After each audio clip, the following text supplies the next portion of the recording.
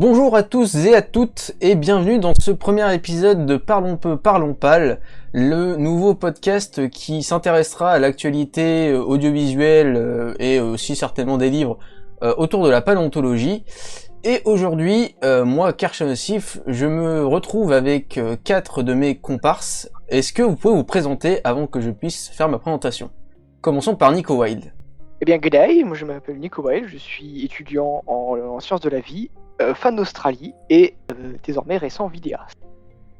Et ensuite, j'accueille aussi Edouard Dino. Oui, bien bonjour, moi je m'appelle Edouard, je suis membre de la paléosphère, vidéaste également, passionné de paléontologie et étudiant en école d'ingénieur. Et ensuite, j'accueille aussi Venator de la chaîne Fauna Studium. Bonjour, c'est Venator, je m'appelle Simon, je suis un très grand amateur de biologie, plus particulièrement de biologie marine et de paléontologie. Parfait, ça tombe bien, ça va être un des thèmes de cet épisode aussi. Et pour finir, j'accueille FL Reptile. Est-ce que j'ai besoin de te présenter? Non, mais peux-tu le faire quand même? Merci Karcha, salut les copains, ravi d'être là avec vous. Donc FL Reptile, voilà, chaîne de vulgarisation en paléontologie et en herpétologie, vice-président de l'association Paléosphère et accessoirement paléontologue et médiateur scientifique au Muséum départemental du Var. Et pour finir, je suis Karchanosif, youtubeur en particulier sur le lien entre paléontologie et pop culture. Ça tombe bien, ça va être un des thèmes aujourd'hui de ce podcast. Je suis aussi étudiant en médiation scientifique et je suis aussi vice-trésorier de la Paléosphère. Et justement, FL a parlé de l'association. Ici, nous sommes 3 membres, donc moi-même, Edouard Dino et FL Reptile. Et Nico et Venator sont des membres très actifs du Discord Paléosphère, donc vous pouvez retrouver le lien en description. Alors les amis, quelqu'un, par exemple, Edouard, est-ce que tu peux nous dire pourquoi nous sommes là aujourd'hui ? Eh bien oui, aujourd'hui nous allons parler du merveilleux documentaire qui a fait beaucoup parler de lui, alors plutôt docu-fiction, Préhistorique Planète, et nous allons parler aujourd'hui du premier épisode. Exactement, le premier épisode s'appelle La Côte, voilà. Pour ça, on va essayer quand même de faire ça de manière assez organisée. On va commencer par parler un petit peu de la forme du documentaire, donc tout ce qui est visuel, musique, et un petit peu aussi la grosse thématique du documentaire. Ensuite, le fond scientifique, parce que c'est quand même ça qui va nous intéresser. Et pour finir, comment le savoir est transmis dans ce documentaire. Est-ce que c'est fait d'une bonne manière? Est-ce qu'il est sur la bonne voie? Est-ce qu'il y a des choses à changer? Et pour ça, je vais commencer par vous poser une question.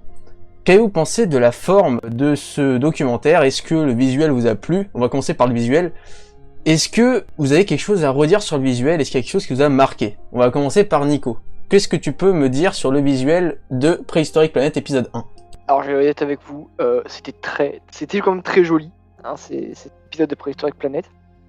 Il y a eu des modèles 3D qui sont quand même étonnamment bien faits, surtout par rapport à ce qu'on nous a habitués ces dernières années. Donc c'est quand même un petit vent de fraîcheur avec de la qualité, ne serait-ce qu'au niveau graphique. C'est vrai que ça change quand même pas mal des documentaires qu'on a eu assez récemment, qui sont souvent plus dans le dramatique ou l'épique que les prouesses techniques. Est-ce que quelqu'un d'autre aurait un avis qui soit serait dans la même veine que celui de Nico, ou alors est-ce qu'il y en a qui sont totalement en désaccord? Pour eux, c'était moche. Moi j'ai trouvé que c'était très beau. À part quelques moments où, bon, effectivement... Mais après c'est comme j'ai envie de dire, dans n'importe quelle production, hein. On peut pas être parfait sur tous les plans. Oui, il y a des plans qui par moments sont un peu inférieurs à d'autres, mais globalement c'est magnifique, hein. Visuellement c'est une sacrée claque. Totalement. Moi, ce qui m'a vraiment plu dès le début quand il y a les bandes annonces, c'était quand même le visuel, c'était assez incroyable. Et comme l'a dit FL, il y a un passage, notamment celui sur les ptérosaures, j'ai trouvé vraiment quand même en deçà de tout ce qui s'est fait d'autre dans l'épisode. Mais il faut répartir équitablement le budget, et sur ça, je pense pas qu'on peut vraiment les critiquer. Donc, je sais pas ce qu'en pensent les autres. Est-ce que vous avez d'autres choses à rajouter par rapport au visuel?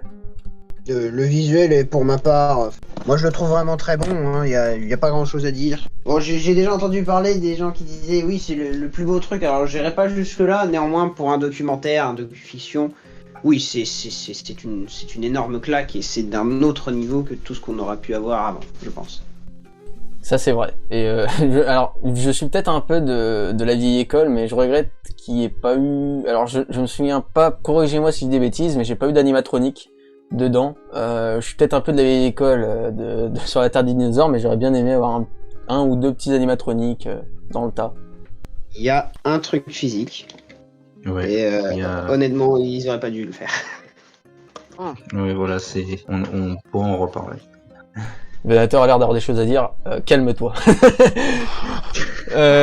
Ensuite, bah justement, Venator, toi, qu'est-ce que tu as pensé de la musique de l'épisode qui, quand même, aussi a pas mal fait parler d'elle? Qu'est-ce que tu en penses? La musique est vraiment bien. Il y a des musiques différentes à chaque moment de l'épisode, à chaque chapitre, si je peux me permettre d'appeler ça comme ça. Nous t'autorisons, tu peux appeler ça des chapitres. Il y a des partitions, il y a des musiques différentes à chaque chapitre, et à chaque fois, la musique se prête bien à ce qu'on voit à l'écran. L'ambiance est bien retranscrite, et ça fait plaisir, et ça s'accorde bien avec les magnifiques images qu'on peut voir. Et justement, vu que toi, tu es quand même quelqu'un qui se passionne beaucoup pour les océans, qu'est-ce que tu as pensé des instruments qui ont été utilisés pour représenter l'océan? Est-ce que tu trouves que c'était une bonne idée ou t'aurais plutôt imaginé quelque chose de plus calme? Ouais, c'est vrai on a surtout de la flûte ou des musiques faites avec des notes très très longues ou ont un effet de résonance sur certains instruments pour exprimer la grandeur de l'environnement dans lequel se passe le documentaire à ce moment-là. Et j'ai trouvé que c'était bien. En fait, on peut mettre à peu près toutes les musiques qu'on veut dans des scènes océaniques, du moment que ce qui se passe à l'écran est bien retranscrit, du moment que la musique s'assoit sur les mouvements, prend les mêmes mouvements que l'image. Et là, j'ai trouvé que c'était le cas.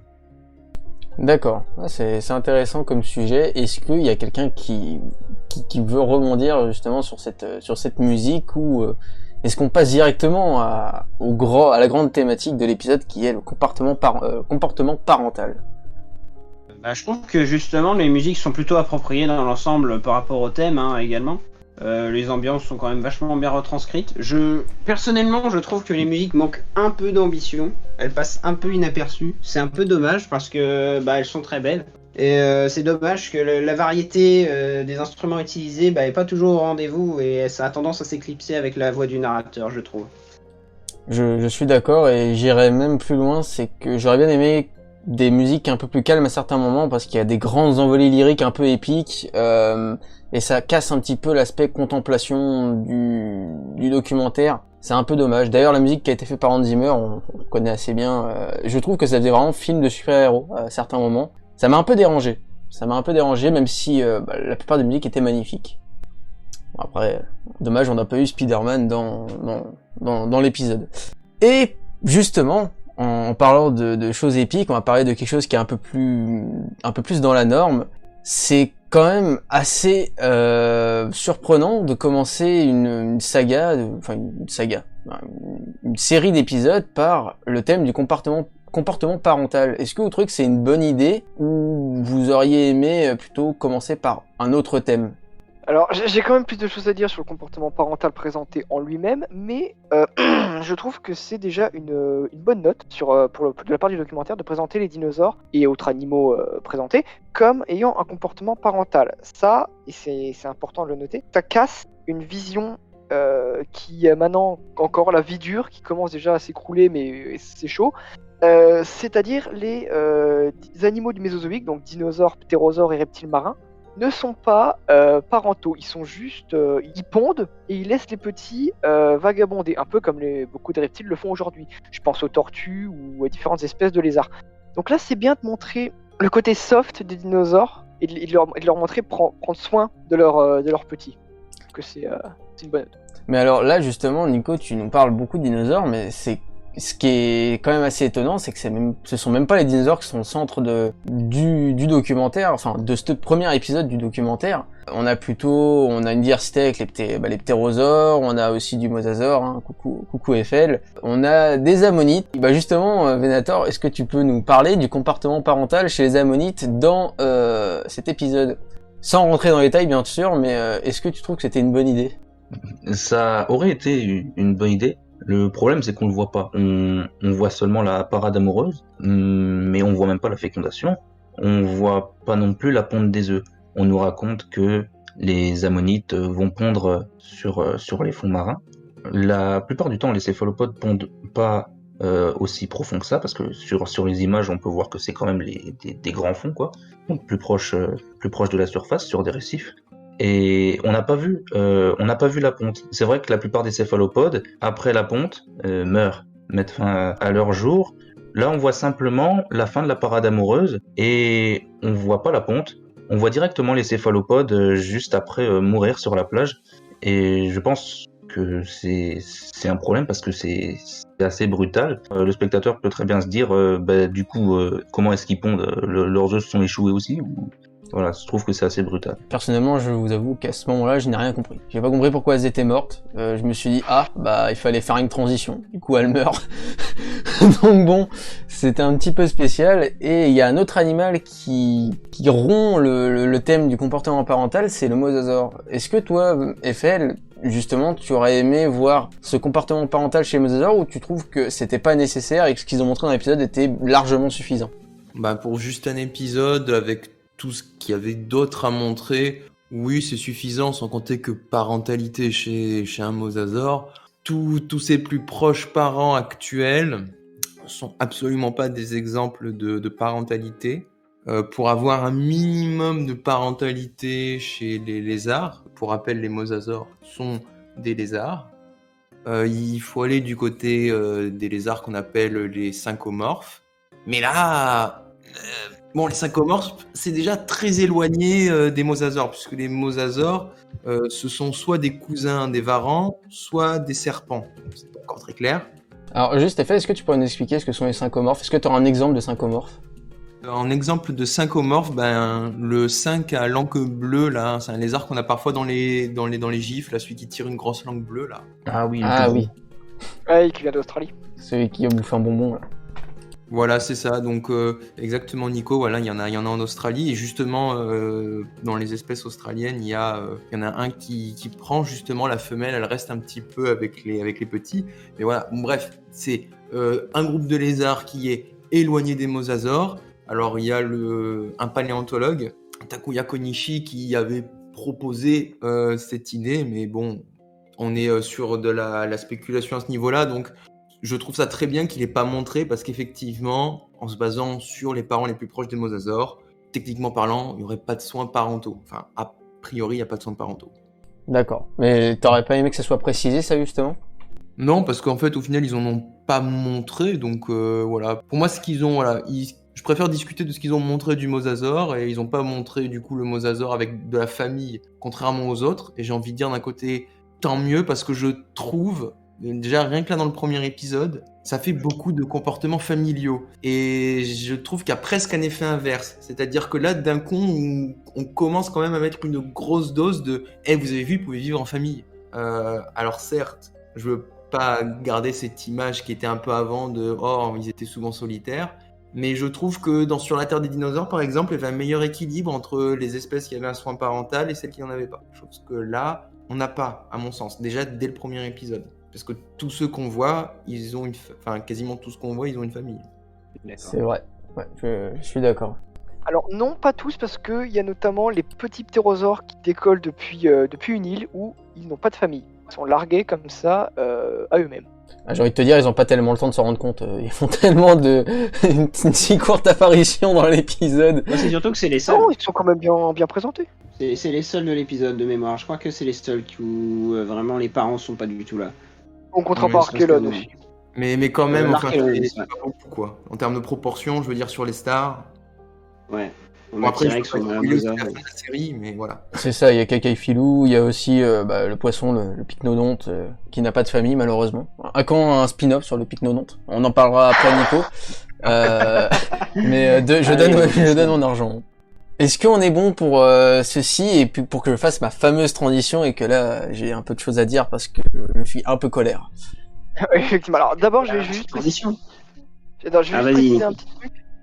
C'est sûr, le retour de Hank, le T-Rex. Le truc qui a été montré dans Prehistoric Planet, c'est que ce n'est pas la femelle, mais c'est le mâle qui s'occupe des petits. je trouve que c'est quelque chose de bien, vu que on a tendance à oublier que c'est pas que les femelles qui s'occupent des bébés animaux. C'est notamment le cas chez pas mal d'espèces d'oiseaux, comme l'émeu ou le casoar, où c'est le mâle qui va élever les petits jusqu'à leur majorité sexuelle, ou jusqu'à ce qu'ils soient sevrés et qu'ils puissent vivre leur vie. Donc je trouve ça bien qu'il soit basé aussi sur les oiseaux et ainsi de suite, pour mettre le mâle qui s'occupe des petits. C'est un bon point, je tenais à le souligner.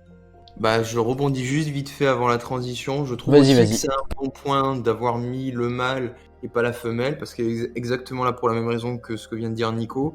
Par contre, en fait, et c'est moi le truc qui me chagrine, c'est qu'ils sont allés trop loin à mon sens avec le côté papa amène avec une petite aventure donc sur cette île. Voilà, je trouve que là il y a une narration qui est un peu trop exagérée, sans compter qu'on parle de Tyrannosaurus Rex.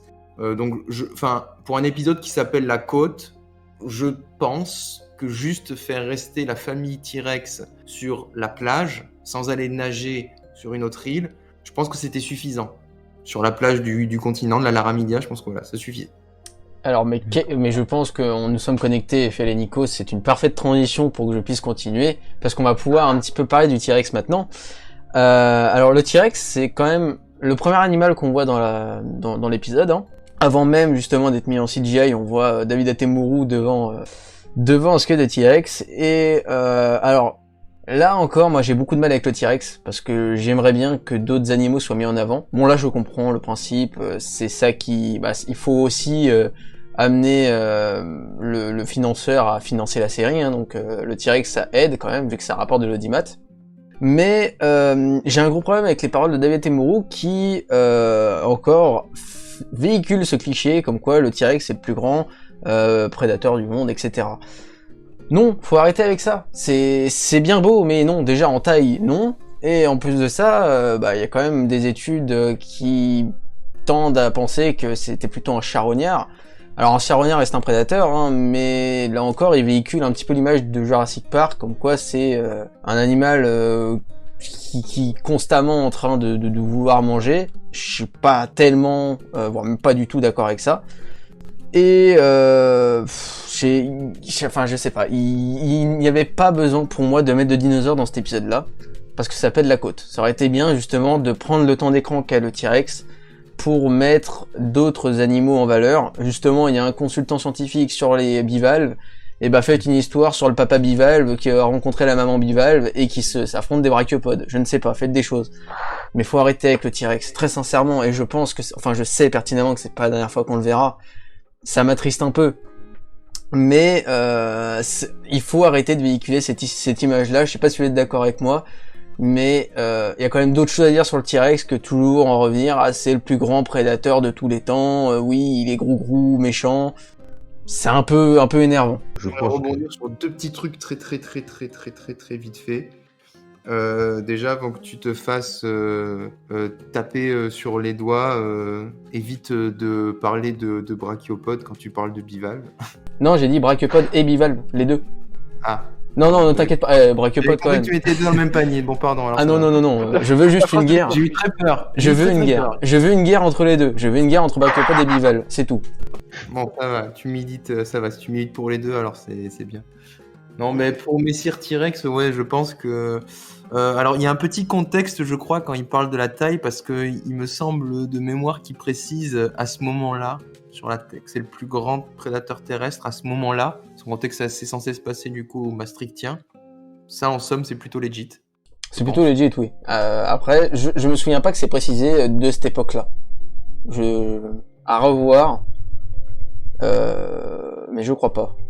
Il me semble qu'il a dit à ce moment-là, donc at the time en anglais. Il me semble, donc, pareil. Donc c'est à peu près précisément à ce moment-là, donc circa potentiellement 66 millions d'années. Moi, c'est potentiellement le Tyrannosaurus Rex qui est le plus grand il y a 66 millions d'années. Moi, j'avais compris plutôt que c'était à ce moment-là dans les recherches, moi. J'avais compris. Bah, de ce moment-là, de toute façon, oui, c'est lui, à ce moment-là, temporellement, oui, sur la terre ferme, de connu, c'est lui le plus imposant, le plus gros. Et ils ont bien précisé sur la terre ferme, parce qu'après, ils montrent un mosasaure qu'ils disent plus grand que le T-Rex. Oui, le double, bien sûr. 2 fois plus grand. Syndrome Jurassic World. C'est ce que j'allais dire. Si on gueule sur Jurassic World, là, vous pouvez gueuler aussi. Hein. Faites-vous plaisir. Bah, du coup, ça fait 24 mètres. Grosse erreur de narration, là, pour le coup, c'est une très très grosse erreur. C'est dommage. Totalement. Mais par contre, il y a un truc qu'il faut préciser et qui est excellent. Ils ont précisé 66 millions d'années et ils ont gommé le 65 millions d'années. Ça, il faut quand même les féliciter parce que c'est pas tous les possible. reportages qu'ils font. Voilà, c'est ça. Oui, Même- ça c'est très très bien. Après, comme tu dis, il y a quand même le T-Rex qui est en grosse star. Alors après, voilà, ils ont pas voulu le montrer en mode full prédateur justement dès le début parce que là c'est le papa et puis quand il mange, là, pour le coup, il mange quelque chose qui est déjà mort. Je pense qu'on en parlera un peu après. Oui. Mais c'est vrai que c'est un peu un peu cohérent dans le sens avec certaines recherches où c'est vrai que du prédateur fou furieux qui mange H24, c'est vrai que là ça tempère justement. Ça le montre plus opportuniste comme les prédateurs de maintenant qui de temps en temps ils trouvent quelque chose de mort, ils vont pas rechigner. Mais comme tu dis, je pense qu'effectivement ça aurait été je sais pas vous les autres parce que c'est vrai que là tout le monde n'a pas vraiment répondu là-dessus, mais comme Karcha, je trouve que le T-Rex aurait peut-être pu être intégré dans un autre épisode et avoir plus de temps d'écran. Et là, vu qu'effectivement ça s'appelle la côte, plus se concentrer au maximum sur ce qui vit dans la mer. Je suis d'accord. Je suis Après- même très d'accord. En fait, le problème pour moi de l'intégration de ce T-Rex, déjà c'est le T-Rex, donc c'est dommage parce que il va revenir ailleurs, donc c'est pas nécessaire à mon sens. Et surtout, ils lui ont donné un comportement parental, c'est bien, mais il y a tout un tas d'autres choses qu'ils ont précisées. C'est très très imaginatif. C'est pas forcément une mauvaise chose, mais je trouve qu'il y a beaucoup trop d'imagination sur l'animal pour le coup. Je tiens juste à dire quelque chose avant de que tu continues, Edouard. Tu viens de dire que il réapparaîtra après. Moi, Nico, Edouard et Venator, pour l'instant, n'avons vu que le premier épisode. Il y a que Eiffel qui les a tous vus, donc en fait, on est les spectateurs lambda, on ne sait pas ce qui va se passer après. Donc ne nous tombez pas dessus s'il y a des choses qui reviennent après. Voilà, je tiens juste à Ouais, dire. ça vous a spoilé. Ça se trouve, plus tard, on reviendra totalement sur ce qu'on a dit en disant en fait, c'était du génie. Spoiler non. Oui, c'est pour ça qu'on essaye d'éviter de s'étayer en prédisant la suite. Là, on se calque sur ce qu'on a vu.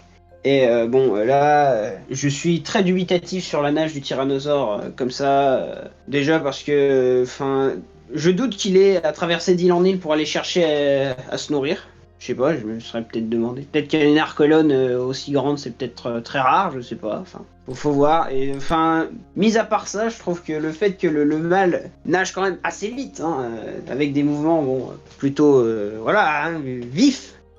Les petits suivent quand même vachement bien quand on regarde finalement la scène où quand tu vois les pattes bouger de tous les animaux. Je sais pas, je me demande s'il n'y a pas un petit problème, parce que je me dis les petits ça doit être assez éprouvant pour eux. C'est comme les canards. Qui l'en perd, quoi. C'est comme les canards. Ah ouais, non mais voilà, c'est ça. Et c'est pas que je veux pas que le dinosaure sache nager, mais la compilation de tous les trucs du comportement parental, le fait qu'il y ait le renseignement sur le nombre de petits, le comportement maternel, que ce soit le père qui s'en occupe, que le tyrannosaure nage d'île en île pour aller manger parce qu'il a repéré l'odeur à des kilomètres et des kilomètres. Je trouvais que ça faisait beaucoup et surtout que ça avait pas forcément besoin d'être autant étayé à la narration. Je suis totalement d'accord et en plus de ça, ils nous disent quand même que il était capable de se défendre dans l'eau. Alors là justement, je vais me tourner vers Eiffel vu que il a quand même lu pas mal d'articles sur le T-Rex. Je ne pense pas qu'on ait un article et je suis même pratiquement sûr qu'on n'ait pas un article qui dise que le T-Rex savait se défendre dans l'eau. Spoiler, non. Alors d'ailleurs, les éléments scientifiques qu'on a qui permettent de supposer que des théropodes nagent sont pas reliés au T-Rex. C'est-à-dire qu'on n'a pas de preuves comme quoi, vraisemblablement, ça c'est le T-Rex qui a certainement laissé ses empreintes. Ça, on n'a pas. On a pour d'autres théropodes. Après, du coup... on a quand même des gros théropodes, pas que des petits, mais... Donc le T-Rex, on n'a pas de preuves formelles qu'il pouvait nager déjà. Bon, après, on a des preuves que des théropodes pouvaient nager, donc sur ce point-là, pourquoi pas se défendre dans l'eau. Bon, je veux bien qu'il puisse donner des coups de patte, arriver à mordre, ça me paraît un peu compliqué, dans le sens où quand même le T-Rex, comme beaucoup de dinosaures, et comme ils le disent dans le documentaire à juste titre, ce qui l'aide notamment à nager, c'est le fait qu'au niveau des os, il a plein de petits sacs aériens, ça allège la structure. En plus de ça, les os sont assez creux. Donc il a toute son anatomie qui l'aide à la flottabilité, entre guillemets. Donc il va pas pouvoir non plus se défendre trop. C'est-à-dire qu'il peut un peu mettre la tête sous l'eau, ça, c'était pas trop exagéré, j'ai trouvé le peu quand il met la tête sous l'eau pour surveiller, même si je trouvais ça exagéré le côté surveiller. Ce qui m'arrive. Surveiller pour perdre un bébé derrière, hein, c'est une très bonne idée. Ça. Voilà, surveiller pour perdre un bébé, c'est complètement... Ben, là aussi, bon, on en reparlera un peu après sur le T-Rex, mais il y a un truc là qui est assez stupide de ce point de vue-là. Mais donc non, et puis... Alors après, j'ai envie de dire, un mosasaure qui serait dans l'eau, il a d'autres proies en fait déjà dans l'eau, donc même si un T-Rex, on va dire, finit pour une raison X ou Y dans la flotte, bon, je vois pas pour quelle raison le mosasaure irait plutôt attaquer le T-Rex alors qu'il a, voilà, il a plein d'autres vertébrés marins et des grosses ammonites, etc. Enfin, s'il a faim, voilà, il a plein d'autres choses à manger. Donc voilà, le côté le T-Rex peut se défendre, enfin l'adulte peut se défendre du mosasaure qui l'attaque. Dans l'absolu, oui, je connais aucune bestiole qui essaie de pas se faire becter quand on l'attaque. Mais là, c'est beaucoup trop spéculatif et c'est pas assez étayé. Là, clairement, ça, c'est quelque chose qui était là pour de la romance, pour tenter de mettre, je pense, du rythme, quelque chose, de la tension dramatique. Mais scientifiquement, ça servait à rien quoi, de dire ça et de vouloir mettre ça en scène. Quoi. Exactement. Et il y a un autre petit regret, j'aurais une autre petite remarque à faire derrière, c'est que justement Edouard a mentionné le nom de Archelon, mais cette tortue-là n'est même pas nommée. C'est un peu triste. Et on passe sur le T-Rex, justement, on voit ces grosses tortues qui sont juste nommées grosses tortues, hein, mais on ne donne pas le nom de l'Archelon. Un petit peu dommage. Et alors là, je voudrais juste avoir un tout petit tour de table en une phrase. Est-ce que vous pensez comme moi que cette phase avec le T-Rex c'est le gros point faible, avec une autre scène mais on en parlera plus tard, et le gros point faible de ce premier épisode et que c'est basé pratiquement que sur de la spéculation et c'est très dommage. Alors déjà je pense que s'ils avaient voulu commencer avec le Rex, ce qui est quelque chose que je conçois, je suis pas sûr que la côte ce soit le meilleur épisode pour commencer du coup. Parce que le T-Rex je suppose il savait nager, probablement, mais je suis pas sûr que ce soit son environnement de prédilection, le milieu côtier quasiment marin. Donc je pense que s'ils voulaient commencer par le T-Rex, ils auraient peut-être dû commencer par peut-être je spoil un peu les autres, la forêt par exemple, que la côte. Mais bon, là ils ont fait comme si, c'est un peu dommage. Mais effectivement, le fait qu'on voit le Tyrannosaurus Rex, c'est un peu dommage. Ils auraient peut-être pu prendre un autre dinosaure qui vivait près de la côte à ce moment-là. Devait y en avoir. Je pense à un autre environnement en tête. Mais voilà, donc s'ils voulaient commencer par le T-Rex, c'est pas forcément le meilleur épisode. Et c'est vrai que ça fait un peu tâche finalement de voir un dinosaure majoritairement terrestre sur un environnement côtier. D'accord. On est à peu près du même avis du coup. Edouard. La scène pour moi est pas mauvaise, hein, elle est plutôt sympathique. Après voilà. Oui, je trouve qu'il y a quand même beaucoup de spéculation. Moi, le problème n'est pas tant qu'il y ait beaucoup de spéculation, parce que dans un docu-fiction, oui, ils sont obligés. Mon gros problème, c'est que le combo, qu'il y en ait beaucoup, que le ton tend à tout justifier sur son comportement, qui est complètement imaginé pour le coup. Et le fait que ça soit dans l'épisode de la côte, c'est dommage, parce que pour moi, ça dénote un peu avec le reste de l'épisode, juste sur le principe. Après, je dis pas en termes de qualité, c'est pas une scène horrible à regarder, et en soi, ça reste du pinaillage dans l'ensemble, ce que j'ai dit, mais c'est vrai que c'est un peu dommage. Moi, je trouve que parler du tyrannosaure dans cet épisode, c'est vrai que sur le principe, on aurait pu en parler dans un épisode où on se concentre sur un environnement peut-être plus terrestre, ou alors le mettre en passage anecdotique, comme sur la Terre, comme sur la Terre D, l'épisode spécial avec Nigel, où on voit un tyrannosaure sur la côte. De manière anecdotique. Je sais pas si vous vous souvenez, on voit justement rugir au loin. Et justement, je trouve que c'était une bonne intégration de l'animal. Ça aide parce que beaucoup de gens peuvent se resituer en se disant ah oui, lui je le connais, voilà, parce que beaucoup de gens connaissent le tyrannosaure. Et en soi, ça permettait de ne pas non plus se concentrer trop dessus et de se concentrer sur le reste. Donc on aurait dû appeler cet épisode La Côte featuring le T-Rex. Merci Edouard, effectivement. Je pense que ça résume assez bien ton avis. Pour moi, c'est un peu ça. Hein. D'accord. À toi, Venator, toi qui es plutôt sur les céphalopodes, est-ce que tu pensais que c'était une bonne idée de mettre ce T-Rex là ?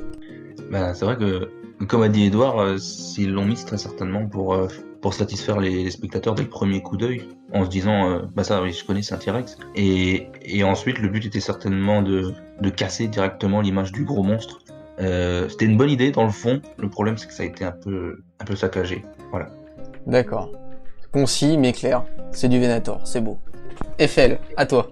Bah alors je suis d'accord avec tout ce qui a été dit avant. Idéalement pour un épisode de la côte, j'ai mis le T-Rex, comme j'ai dit tout à l'heure déjà. Donc je rejoins ces avis-là.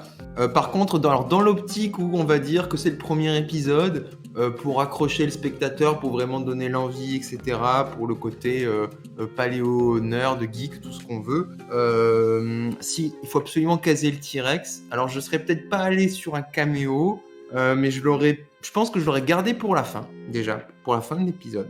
Et sachant qu'avec les ammonites, on a droit à une petite séquence nocturne, moi j'aurais joué sur ça, donc avec la nuit, la lune, voilà, un petit effet marée, j'ai envie de dire. Et pourquoi pas, du coup, avec la marée, donc on aurait eu une presqu'île où il y aurait eu du coup un petit corridor de terre qui l'aurait relié du coup au continent, et où pourquoi pas justement on aurait eu un pas à pas T-Rex avec du coup ces petits qui, voilà, il y a le corridor qui va jusqu'à l'île. Sur l'île, il sent qu'il y a de la nourriture, il sait pas ce que c'est, et puis voilà, il emmène les petits, puis bon, voilà, surprise, voilà, une tortue marine morte, voilà, ils se font plaisir. Quitte à absolument mettre le T-Rex et le fait qu'ils doivent aller sur l'île et le fait qu'ils, voilà, ils doivent manger, enfin, par rapport au reste de l'épisode, moi, j'aurais fait cette fin-là que je viens de narrer, et je pense que ça aurait été suffisant et que ça aurait été sympa. Vous l'aurez compris, la BBC, engagez-nous, on fera des meilleurs reportages que vous. Pas cette prétention. Moi je l'ai. Il faut être ambitieux dans la vie. On parlait du T-Rex qui n'avait pas forcément sa place dans l'épisode, pardon. Mais il y en a un qui avait bien sa place, c'est le Mosasaur. Est-ce que pour vous c'est une réussite ce Mosasaur, ou c'est plutôt en eau trouble, quelque chose de mitigé, il y a du bon, il y a du moins bon, est-ce que déjà, bon, on est tous d'accord, c'est au-dessus de Jurassic World, c'est compliqué de faire en dessous, mais est-ce que c'est à la hauteur d'un docu comme on va dire de ce calibre-là? Mais, moi j'aime mieux voilà. celui de Jurassic World. Honnêtement, celui de Jurassic World, je l'ai préféré parce que je trouvais qu'il avait une meilleure mise en matière. Bon, allez, on arrête les bêtises. Bravo. Non, très sincèrement. Il est rigolo, c'est le rigolo de la bande, vous inquiétez pas. Voilà, évidemment, c'est un comique. Non, plus sérieusement, non, il est vraiment très très bien. J'ai bien aimé cette scène, c'est l'une de mes préférées de l'épisode, pour être honnête. Alors, d'un point de vue ambiance, etc., pour moi, c'est celle qui avait l'un des meilleurs potentiels.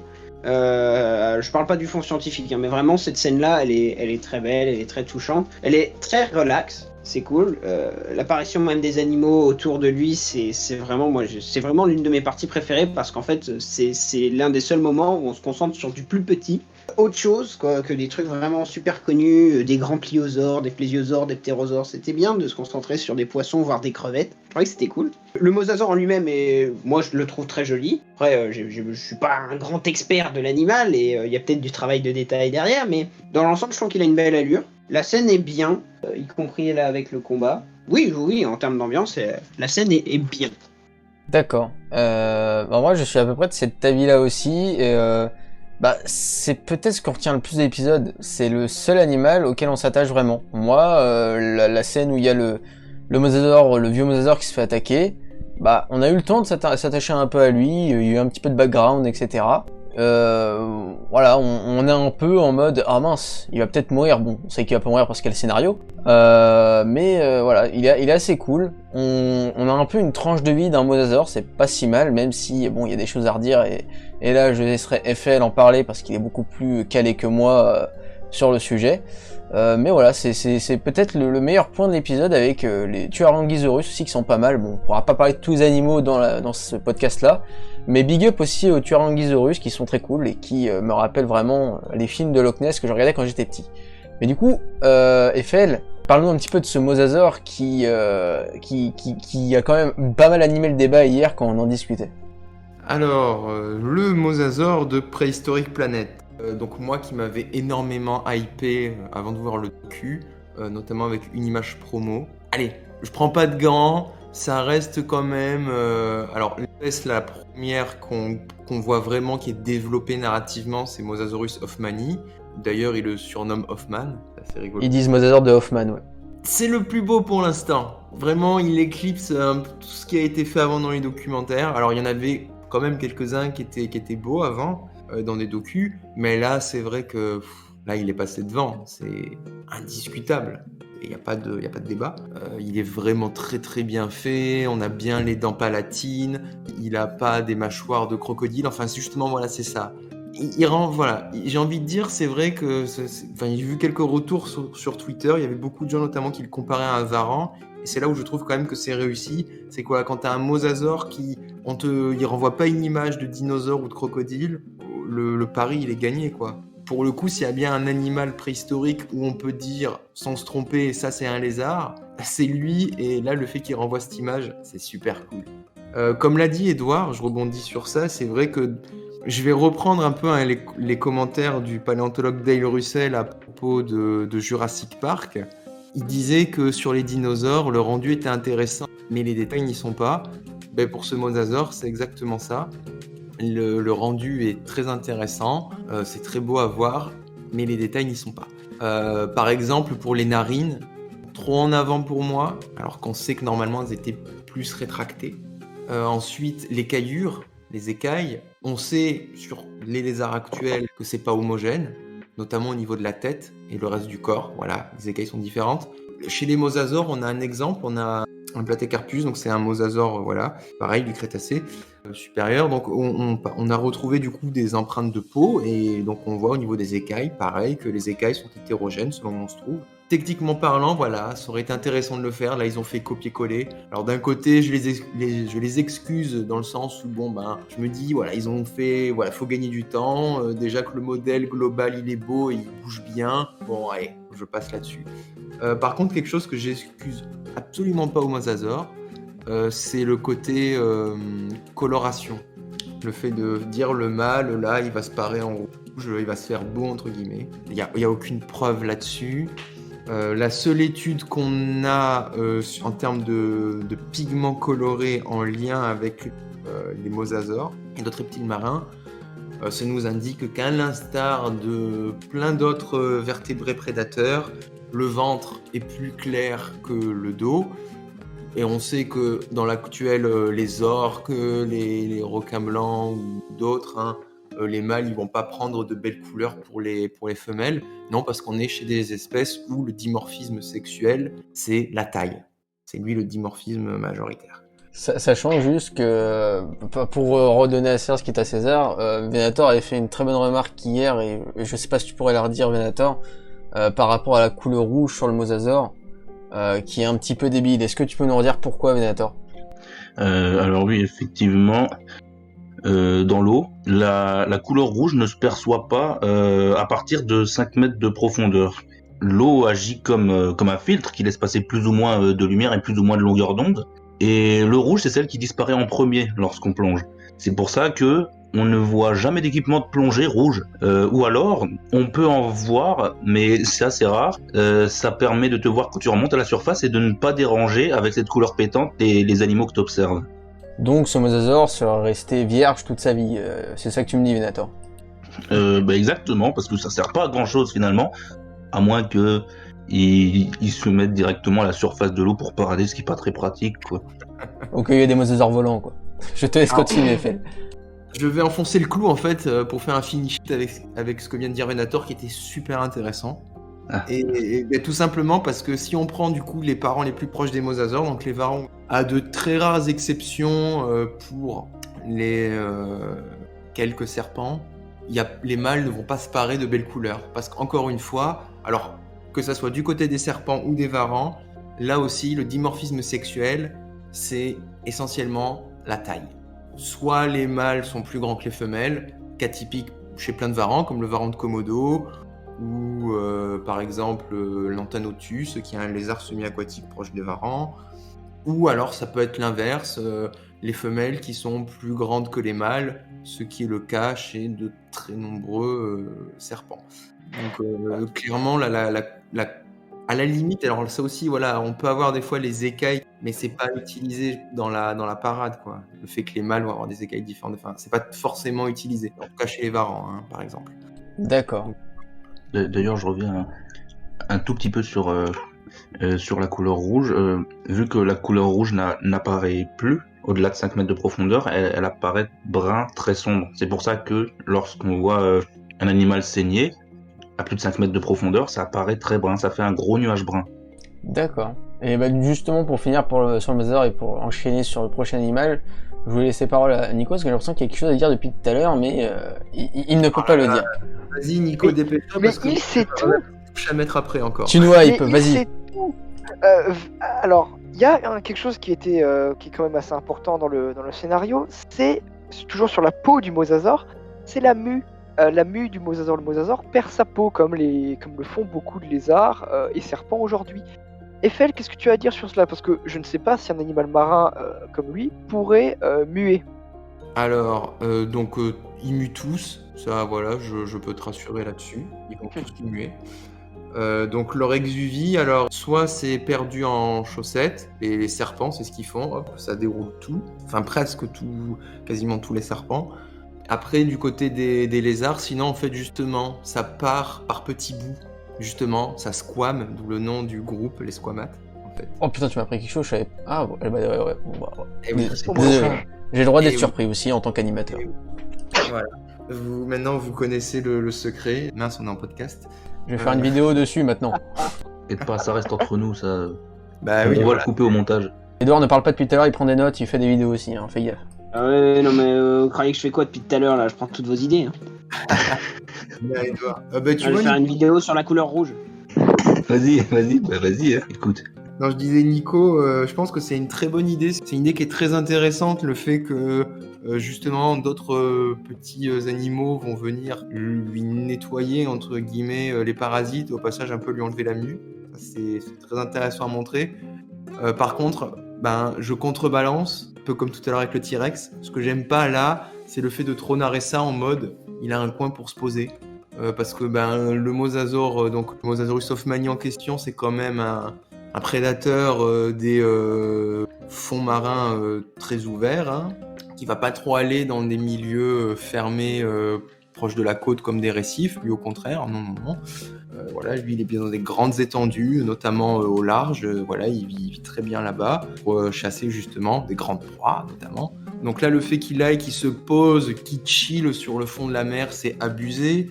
Le fait qu'il ouvre la gueule comme un crocodile, ça n'a pas de sens. Alors déjà, les crocodiles, généralement, quand ils sont justement en train de se reposer la gueule ouverte, ils sont à l'extérieur, ils sont sur la terre ferme, ils sont pas dans l'eau quand ils font ça. Et d'ailleurs, quand ils ouvrent la gueule, pendant longtemps, on pensait que c'était pour réguler la température corporelle, sauf que visiblement, ça changerait pas trop, donc ce serait plutôt peut-être de la signalisation entre individus. Dans tous les cas, l'Almosasaure, il était seul, donc intérêt sur 20 d'ouvrir sa gueule, à ce moment-là, 0. Pour moi, il n'a pas à se reposer au fond, qui viennent, qui passent à la limite près du récif, qui ralentissent, et qu'il nage très lentement, que limite il se laisse porter, que pendant qu'il se laisse porter, là, à ce moment-là, il y a des petits poissons ou des crustacés ou quoi qui viennent le nettoyer. Ah, j'aurais dit là, très bien, c'est très cohérent avec l'actuel, c'est cohérent avec ce qu'on sait de la biologie du mosasaure, mais là, le fait qu'il aille se reposer comme ça au fond, je dis non. Je dis vraiment non. Et En plus de ça, avec ce qu'on sait. Pardon, vas-y. Non, mais c'est ça. C'est le fait qu'il aille se reposer, c'est juste ça, Venator. Voilà, pour moi, c'est pas cohérent. Donc maintenant, la BBC, vous savez quoi faire pour une saison 2 et faire plaisir à Eiffel le reptile. Après, il est très beau quand même. Je veux dire, il y a sa langue aussi, là, qui est bien montrée. Ça, c'était bien. Eiffel, c'est le seul homme qui est content de voir des langues quand même, faut le préciser. Non mais voilà, la queue aussi juste là-dessus, parce que quand même c'est un peu important sur l'animal, voilà, la queue, elle est bien montrée quand même, que justement c'était pas une queue serpentine, là pour le coup on voit vraiment les deux lobes de la queue, on voit très bien, donc, une queue qu'on dit hypocerque, parce que c'est le lobe du bas qui est le plus développé, qui en plus contient les os. Donc voilà, non ça c'est, on va dire vraiment la morphologie du mosasaure reste quand même très belle. Il a quand même toutes les caractéristiques observables qu'on aurait du vivant. Elles sont là. Donc voilà. D'accord. C'est juste dommage voilà pour le comportement quand il vient se reposer, parce que même après quand il se bat, le combat juste là-dessus, parce que je sais pas vous, moi le combat il m'a pas parce que c'est un combat entre deux mosasaures que j'ai beaucoup aimé, mais parce que vraiment c'était très très similaire à certains lézards quand deux mâles se mettent sur la tronche justement pour le territoire où les femelles. C'était vraiment presque copier-coller avec la petite subtilité en plus parce que c'est dans la mer. c'était top. Hein. Moi j'ai kiffé, je sais pas. C'est vrai que c'était pas mal. Moi j'aurais juste une petite remarque par rapport à ma scène, en fait je la ferai plus tard, c'est que la mise en scène est très bien. Il y a eu quelque chose que j'aurais pas fait, mais ça on en reparlera dans l'aspect narration. Donc on va passer maintenant au câble 5G de l'épisode, les ammonites. Oh là là. On sait Alors très bien qui c'est qui est chaud là. voilà, là je tiens juste à dire, parce qu'on a quand même pris des notes pour l'épisode, j'ai noté pour les ammonites, parce que voilà, on dirait des câbles de fibre. Alors Venator, est-ce que l'homme s'est inspiré des ammonites pour créer les câbles de fibre avec laquelle je peux vous appeler actuellement? Eh bien, ces ammonites-là, en tout cas, peut-être, je sais pas trop. Attends, on est dans la partie fond scientifique, là, je peux expliquer des trucs ou c'est encore fort. C'est ton moment Venator, balance tout. Il demande s'il est chaud là. Ouais, il est chaud là. Ok, bah Énerve-toi. du coup, je vais parler des problèmes que pose la représentation des ammonites dans ce documentaire. Tout d'abord, la membrane brachiale, c'est-à-dire la membrane qui relie chaque bras. Cette membrane, chez la plupart des céphalopodes actuels, elle sert aux céphalopodes à être aidée lors de la propulsion, lorsqu'elle est déployée, parce qu'elle peut être rétractée grâce à de nombreuses papilles musculaires. Mais elle peut aussi servir à se laisser porter par le courant en étant déployée pour économiser son énergie, comme chez les sirototidés. Le problème, c'est que là, ces ammonites-là, elles n'en ont pas besoin de cette membrane, surtout qu'on les voit pas déployer cette fameuse membrane. C'est juste une petite membrane qui sert pas à grand chose. Et quand on est un céphalopode à coquille, on se déplace surtout grâce à la propulsion exercée par le siphon. Sauf que dans le documentaire, on les voit presque pas se déplacer grâce au saucisson. On les voit presque Ils ont des pas. saucissons? Je ne savais pas, tiens. Voilà, on les voit presque pas se déplacer, non pas grâce au saucisson, mais grâce au siphon. Et on les voit par contre se déplacer avec cette membrane brachiale, ce qui n'est pas rentable d'un point de vue énergétique. La propulsion exercée par une toute petite membrane comme ça, c'est pas du tout assez pour propulser un céphalopode à coquille qui a un siphon qui est bien plus pratique pour ça. La plupart du temps, les céphalopodes qui ont ça, ils s'en servent pour se laisser dériver, pour économiser leur énergie. Sauf que là, ça va prendre beaucoup d'énergie. En plus de ça, ce que je trouve bien, au moins il y a des trucs bien, avant de revenir sur les trucs qui vont pas, il y a des trucs qui sont bien. J'ai trouvé que la texture est bien faite. À un moment, on les voit s'éteindre, entre guillemets, éteindre le courant. De la 5G. La texture de la peau est vachement bien faite. Ils ont choisi de faire une texture de peau un peu coléoïde, ce qui est totalement cohérent avec des yeux accornés et non pas des yeux sténopés comme ceux des nautiloïdes. Et c'est tout à fait cohérent, c'est totalement possible. Le principal problème, c'est la bioluminescence. La bioluminescence en soi, c'est pas un gros problème. Des ammonites bioluminescence, c'est tout à fait possible que ça existait. C'est même très probable. Le problème là, dans ce documentaire, c'est que ces ammonites ne sont pas simplement bioluminescentes, ce sont des ammonites lucioles. Ce sont des ammonites qui sont très très très luminescentes. Et il y a plusieurs problèmes à ça. Déjà, quand un animal possède des photophores, donc le petit organe, pas si petit que ça en fait, d'un point de vue cellulaire, c'est pas si petit que ça. C'est un organe qui produit de la lumière et lorsqu'il est situé dans le derme d'un animal, ici d'un céphalopode, il doit être organisé de manière cohérente. Ça forme souvent des lignes pour que les nerfs y aient accès facilement et pour occuper le moins de place possible dans le derme, parce que ça prend beaucoup de place d'un point de vue cellulaire. Et c'est des cellules qui utilisent énormément d'énergie pour faire de l'énergie lumineuse. Le problème, c'est que dans ce documentaire, quand on zoome bien sur la peau des céphalopodes qui illuminent, la lumière et les photophores sont répartis de manière très chaotique. Il y a pas d'ordre en fait. On dirait juste qu'ils ont appliqué une texture sur le modèle 3D. Et ça peut paraître comme un détail, mais voilà, ça casse un peu l'immersion. Et c'est aussi très spéculatif de les avoir fait aussi lumineuses que ça. Dans ce documentaire, il y a beaucoup de spéculations, et là, ils les ont fait vraiment très très très lumineuses. Actuellement, il y a même pas de céphalopodes aussi lumineux que ça dans le monde. Il y a les calmars lucioles, et encore, ils ont pas autant de photophores que ça, parce que ce qu'on a vu dans le documentaire, c'est terrifiant, c'est énorme. Il y a un comportement qui est décrit chez les ammonites, par exemple lorsqu'elles se reproduisent. Donc elles se regroupent toutes, elles font énormément de lumière pour parader, mais il y a plusieurs problèmes à ça, c'est que elles se regroupent pour parader, pour trouver leur partenaire sexuel, pour se reproduire. Ça, c'est normal. Le problème, c'est que c'est la nuit, c'est qu'elles se regroupent. Il y a des milliers d'individus dans ce qu'on voit à l'image, et ils font tous de la lumière.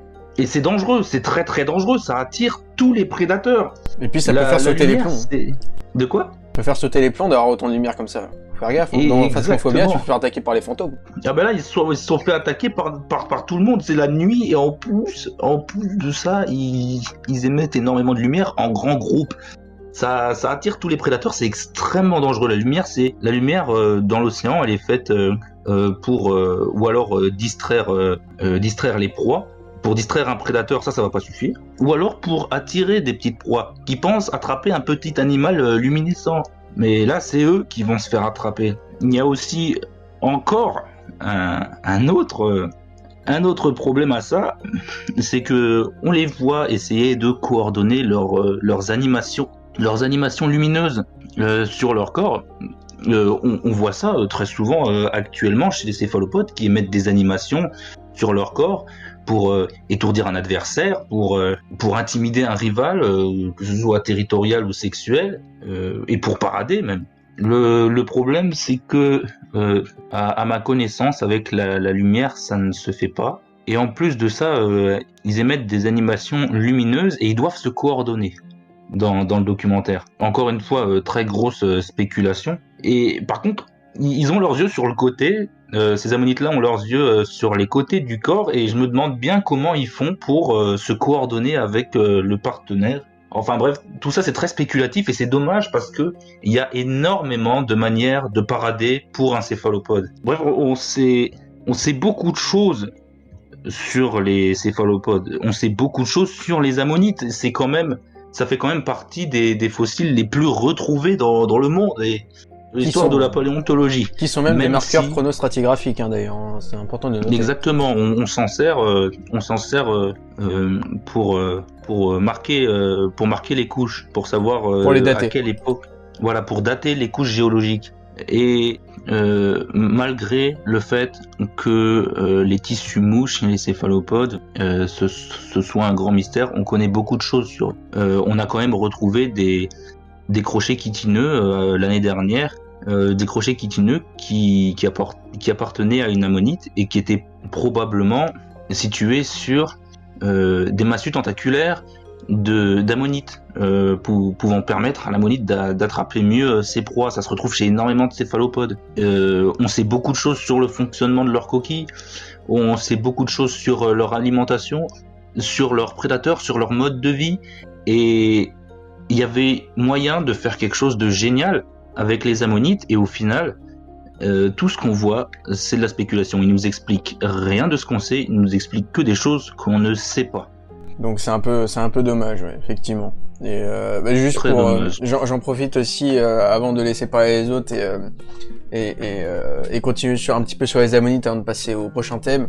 Si vous voulez en savoir plus sur ce que disait Venator par rapport aux céphalopodes, n'hésitez pas à aller voir ces vidéos qu'il a fait sur les différents sens des céphalopodes, qui sont très bien faits. Et pareil j'en profite pour les mosasaures d'aller voir les vidéos de FL Reptile.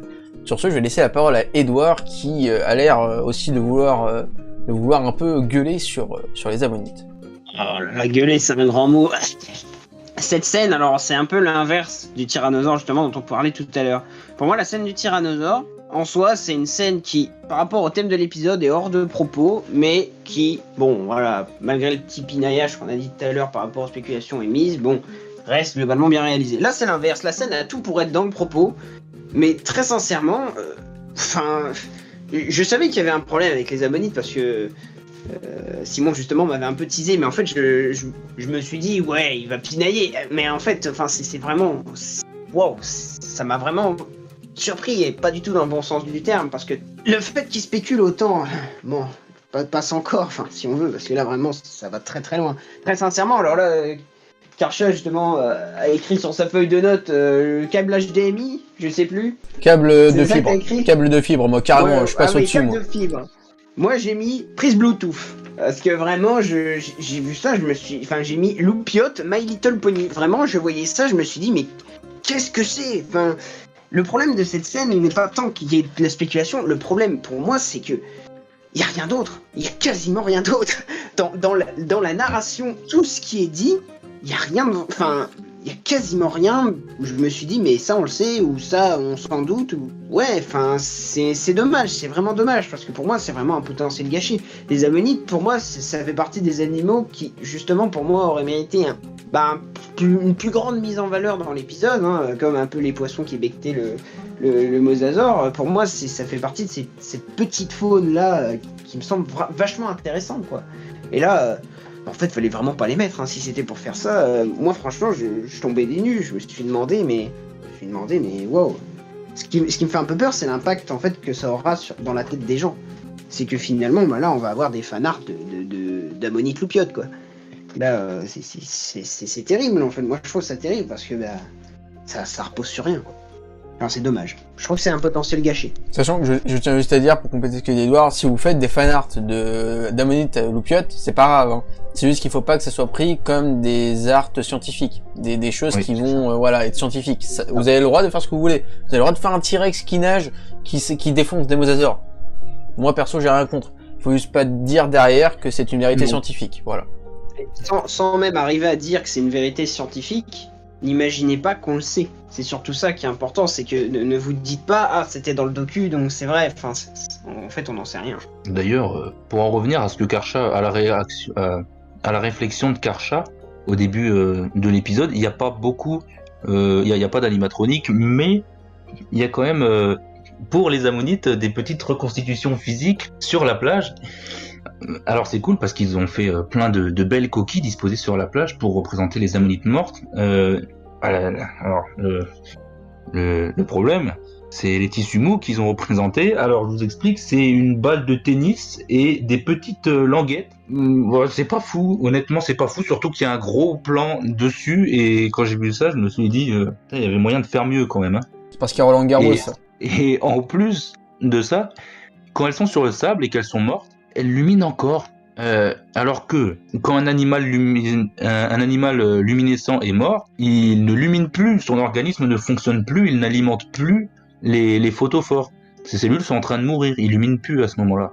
C'est un coup dur pour les ammonites. Donc comme vous l'avez remarqué, nous ne sommes pas nombreux. Alors faites une objection si vous n'êtes pas d'accord avec mon propos, mais je pense que tous ici, on trouve un peu que c'est une catastrophe ce passage sur les ammonites.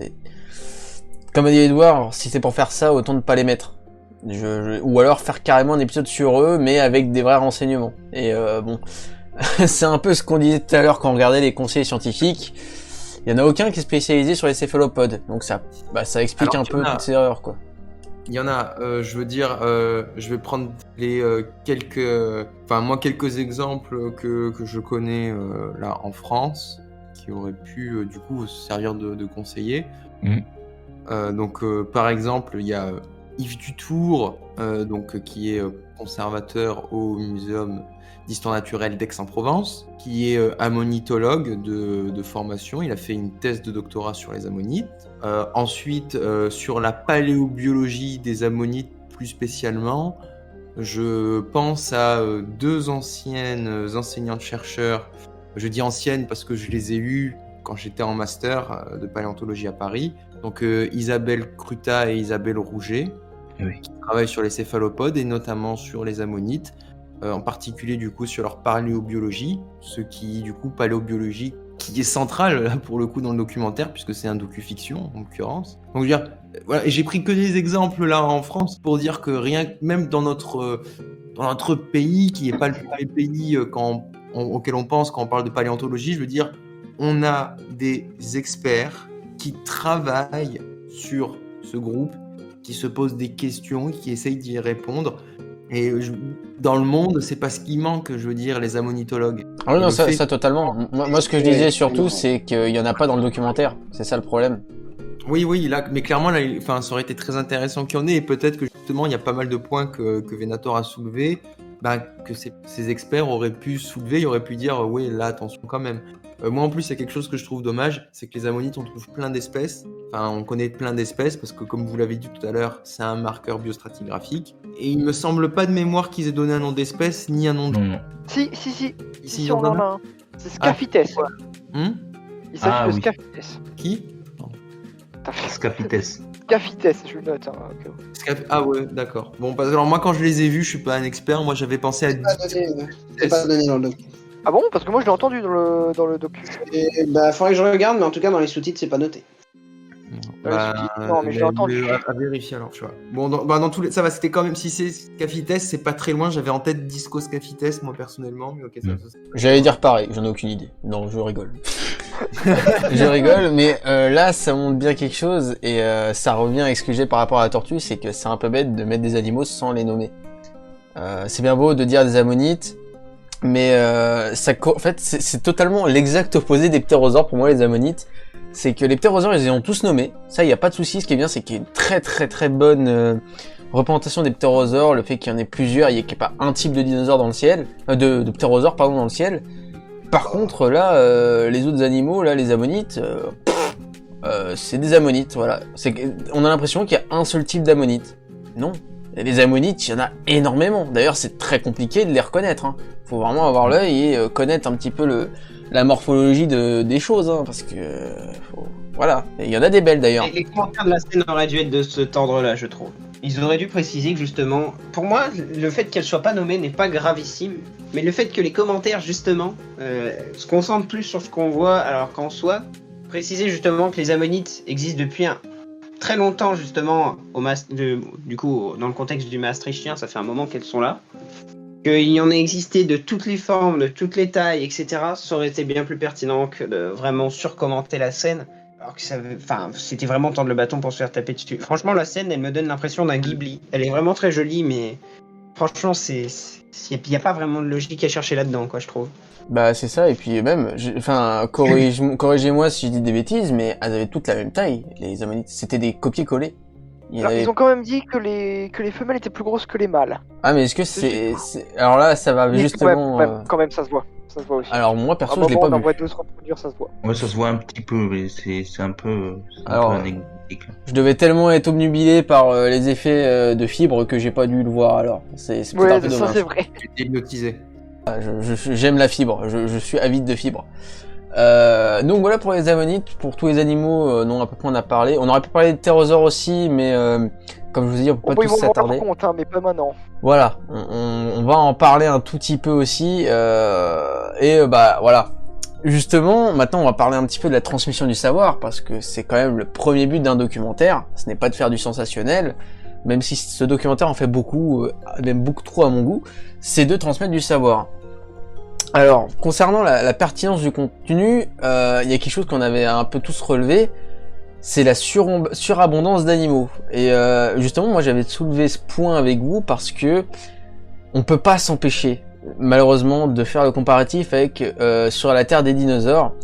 Et moi, ce que j'aimais beaucoup Sur la Terre des dinosaures, c'est l'aspect un peu intimiste. On avait certains individus, certains groupes, mais il y en avait très peu, on s'attardait beaucoup sur cet animal-là. On savait qui il était, comment il vivait, comment il se nourrissait, et il y avait une fin à son histoire. Il y avait un début, une fin. Là, j'ai un peu l'impression qu'on prend des animaux en cours de route et qu'on s'y attarde pas vraiment. Il n'y a aucune cohérence entre les parties, à part le comportement parental, ça je suis d'accord, mais on ne s'attarde pas sur eux. Les seuls qui ont peut-être un semblant de suivi dans l'épisode, c'est les tueurs Anguillosaurus, qui reviennent à 2 moments de l'épisode, et un petit peu le mosasaure. Mais est-ce qu'on retient vraiment des choses à la fin? Il y a tellement d'animaux que moi j'ai l'impression d'être noyé dans un trop plein d'informations qui, couplé aux commentaires de David Attenborough dont on parlera un petit peu après, pour moi c'est beaucoup trop. C'est pas ça un documentaire. Un documentaire, c'est pas un catalogue. Il faut quand même que ça reste une cohérence. Là, j'ai l'impression de voir un catalogue, il passe d'espèce à espèce sans qu'il y ait de lien. Et c'est un peu le problème. du documentaire. Ça ne devrait pas se faire comme ça.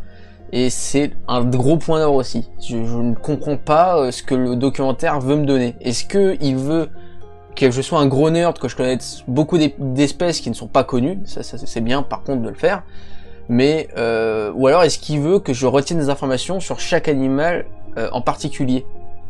Est-ce que vous avez ressenti la même chose que moi, ce trop plein d'informations et d'animaux? Oui. Oui, non, mais clairement, oui. Ouais, C'est beaucoup trop dense. C'est beaucoup trop dense. à Des mon côtés sens. aussi. Honnêtement, je pense que mettre beaucoup d'animaux différents, c'est pas très grave, mais il faut pas s'attarder sur tous les uns après les autres. Il faut qu'il y en ait qui soient anecdotiques, un peu comme des easter eggs, en mode ah, celui-là derrière, je crois que je le connais. Mais il faut vraiment s'attarder sur un en particulier. Totalement d'accord. Je te rejoins là-dessus. Je te rejoins là-dessus. Et le problème, moi, ce que j'ai vraiment relevé, c'est que justement, on parlait de nommer, mais pour moi, vraiment, le fait de s'être concentré sur le maastrichtien, c'est à double tranchant. D'un autre côté, on se dit, ouais, on est au même endroit, au même moment, etc. Pas justement, pas forcément au même endroit, mais on va dire qu'on est sur Terre, hein, a priori. C'est bien, mais il y a aussi un double tranchant, c'est qu'il faut faire avec ce qu'il y a. Et les ptérosaures, ils ont des noms, franchement, moi je les connaissais pas. Je les connaissais pas du tout, je les ai un peu cherchés du coup sur Google. Voilà, ils sont sympas, mais bon, voilà. Balancer des noms une seule fois dans le docu: Tétidraco, Barbaridactylus, Phosphodraco. Phosphato-draco. Je vais y Ouais. arriver.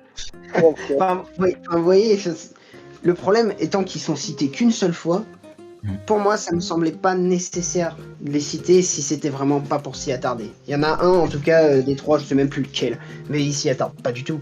Et était-ce vraiment nécessaire? Est-ce que ça aurait pas dû sortir dans un book qui sort plus tard, un peu comme sur Walking With, où justement ils avaient sorti un book après avec le nom même des animaux, justement, qu'ils avaient représentés sans les nommer?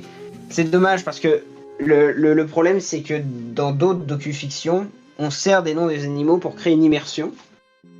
Là, c'est un exemple, mais dans la Walking With, les animaux qu'on suit, le nom est répété pour qu'il rentre dans la tête. Alors que là, honnêtement, le nom, je crois, qui est le plus prononcé, c'est Tuarangisor, et il est prononcé 4 fois. Et pour moi, c'est pas suffisant. C'est vraiment pas suffisant parce que je doute que quelqu'un qui aura vu le documentaire d'un œil curieux, mais sans pour autant être, à prendre des notes derrière, je doute qu'il aura retenu son nom. Et c'est dommage parce qu'en soi, ce serait bien de retenir un truc ou deux après avoir vu ça. Quitte à retenir un nom. Je suis d'accord, la clé de la pédagogie, même si on pense souvent que c'est un peu une idée reçue et que c'est les profs qui disent ça parce qu'ils veulent se la péter, non. Répéter, c'est une bonne clé pour apprendre. C'est quand on répète que ça rentre. Moi, je vais prendre un petit exemple très vite fait. Quand j'ai regardé le premier épisode sur la Terre de dinosaures sur le Trias, bon, il disait Postosuchus, c'est pour ça que j'ai dit aussi longtemps. Mais au moins, quand j'ai sorti l'épisode, j'avais le nom de tous les animaux, le Placerias, le Postosuchus et le Celophysis. Et après, il y a quelques ratés par rapport au nom, mais voilà, je les connaissais tous. Là, je pense que si on est un néophyte, et ça serait intéressant d'avoir votre avis dans les commentaires si vous êtes néophyte en paléontologie, est-ce que vous avez retenu tous les noms à la sortie de l'épisode? Vraiment, je ne pense pas. Je suis même persuadé que non. Je te laisse la parole, Nico. Alors, oui, pour ce qui est de nommer les créatures, effectivement, il faut les nommer, mais j'avais envie de revenir sur quelque chose en particulier. On est donc au Maastrichtien, vers 66 millions d'années, vraiment, parce que c'est la date, tu vois. Et il nous montre des animaux de là-bas. Mais pas que. Et ça, c'est dommage, c'est un point noir que j'ai noté. C'est au début, quand il nous montre un peu la diversité de l'océan. Il parle vite fait de l'environnement de manière relativement globale. Et il nous montre toutes les bestioles qu'il y a. Et dans ces petites séquences, avec tous les animaux qu'il montre, il n'y a que des animaux modernes. Il n'y a pas d'animaux disparus. On voit notamment des raies, alors que des raies diables, donc je suppose que c'est des mantas, des raies mantas ou des diables de mer. On voit des calamars, ça Venator aura C'est vrai, la moutique. on voit... Je te coupe pas, vas-y, termine. Vas-y, enchaîne. Coupez-vous!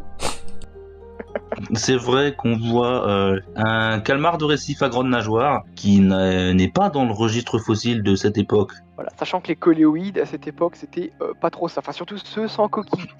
Si, à cette époque, quand même, à la fin du Crétacé, il y avait quand même énormément de coléoïdes. Mais calmar de récif à grande nageoire, Sépiototis sepioidea, j'en connais pas de cette époque et de cet environnement-là qui y ressemble. Vraiment là, je sais pas. Alors Ouais. juste Et- avant que tu reprennes, Nico, justement, j'ai une question pour toi. Comment tu expliques pourquoi, d'après toi, ils ont mis des animaux modernes? Est-ce que c'est une erreur ou alors est-ce qu'il y a vraiment une intention derrière? Eh ben, je pense que je pense pas grand chose finalement. Alors, ça c'est peut-être mon esprit qui extrapole, mais vu qu'on est à la fin du Crétacé, le fait qu'ils montrent des espèces modernes, c'est un peu entre guillemets pour faire la transition que des océans d'après les dinosaures, qui sont finalement encore aujourd'hui les nôtres. On voit aussi, c'est pour montrer la diversité des océans, c'est pour montrer que la diversité des océans du Crétacé sup, c'est un peu comme la nôtre. Des diversités quasiment aussi florissantes qu'on a aujourd'hui. Et c'est pour ça que je trouve ça dommage de montrer des espèces modernes, parce que du coup on peut pas vraiment se rendre compte de la diversité des animaux du Crétacé sup. Et vraiment, et c'est là que je voulais venir juste après, le gros point noir, c'est on ne voit absolument aucun poisson. Alors si on en voit un, c'est le poisson qui sert à nettoyer le mosasaure, La brosse à dents. Voilà, Scalacurvictis naishi. Alors, on le voit pour deux raisons. Il est tout seul. Oui, et c'est le seul poisson disparu qu'on voit. C'est dommage, sachant que je suppose il n'y a pas que lui. Alors, pour moi, la raison de pourquoi il est là, c'est parce que le consultant en chef du documentaire, Darren Naish, justement, c'est celui qui porte le nom c'est celui qui a donné le nom au poisson.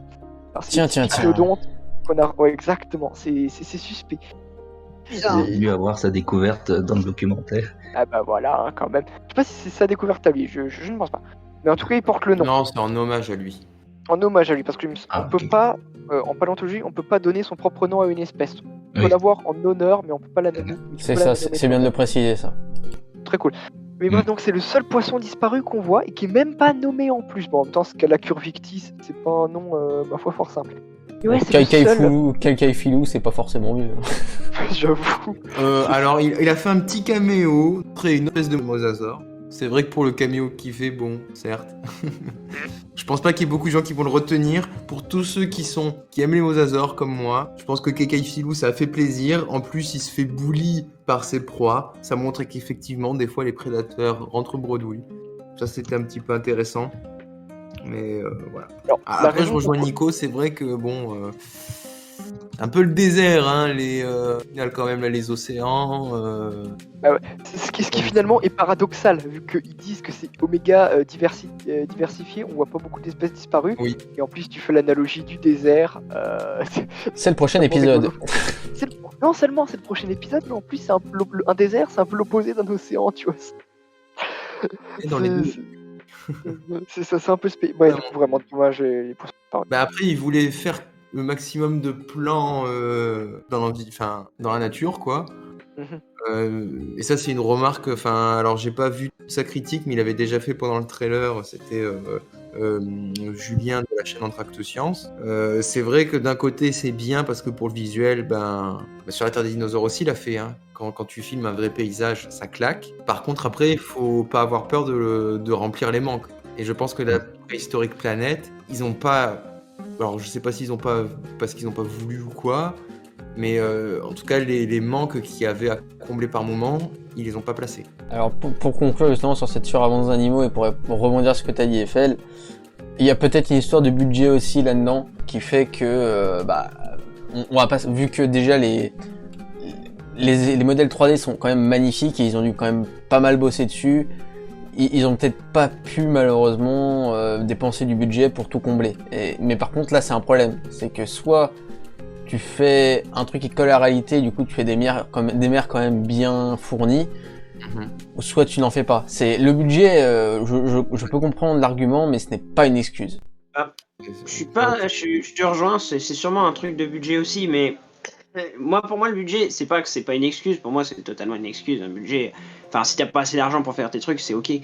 Mais pour moi, c'est pas vraiment le budget, ils en avaient du budget. Le problème, c'est ce qu'ils en ont fait. Je sais pas si c'est pour plaire, pour que justement ils aient des financements pour d'éventuelles suites ou je ne sais quoi. Le fait qu'ils aient mis justement trop d'animaux, et en particulier trop d'animaux que les gens voulaient voir, on a du mosasaure, on a des pliosaures, on a des plésiosaures, pardon, pas de pliosaures. On a des ptérosaures, on a un T-Rex. Alors rien que dans cet épisode, on a quand même bon nombre d'animaux disparus qui sont facilement reconnaissables et surtout très très gros. Ils ont potentiellement mis trop d'argent dans ces modèles-là et je trouve que c'est un tort parce que pour moi ils auraient dû justement mettre plus de fonds dans des modèles 3D peut-être moins ambitieux, peut-être moins texturés ou peut-être justement plus, quitte à moins texturer les grands qu'on voit pas de près. Mais par exemple justement, là on parlait du Pycnodon, moi j'aurais vraiment pas mal apprécié voir justement plus de petits animaux de ce genre-là. Parce que vraiment ma scène préférée c'est vraiment le mosasaure qui se fait nettoyer et c'est parce que enfin on s'intéresse à quelque chose de plus finalement d'un truc où on se dit oui bon c'est pas un gros truc qui se bat dans tous les sens ou qui vole dans le ciel qui fait 5 mètres d'envergure. Ça donnait vraiment un côté exhaustif.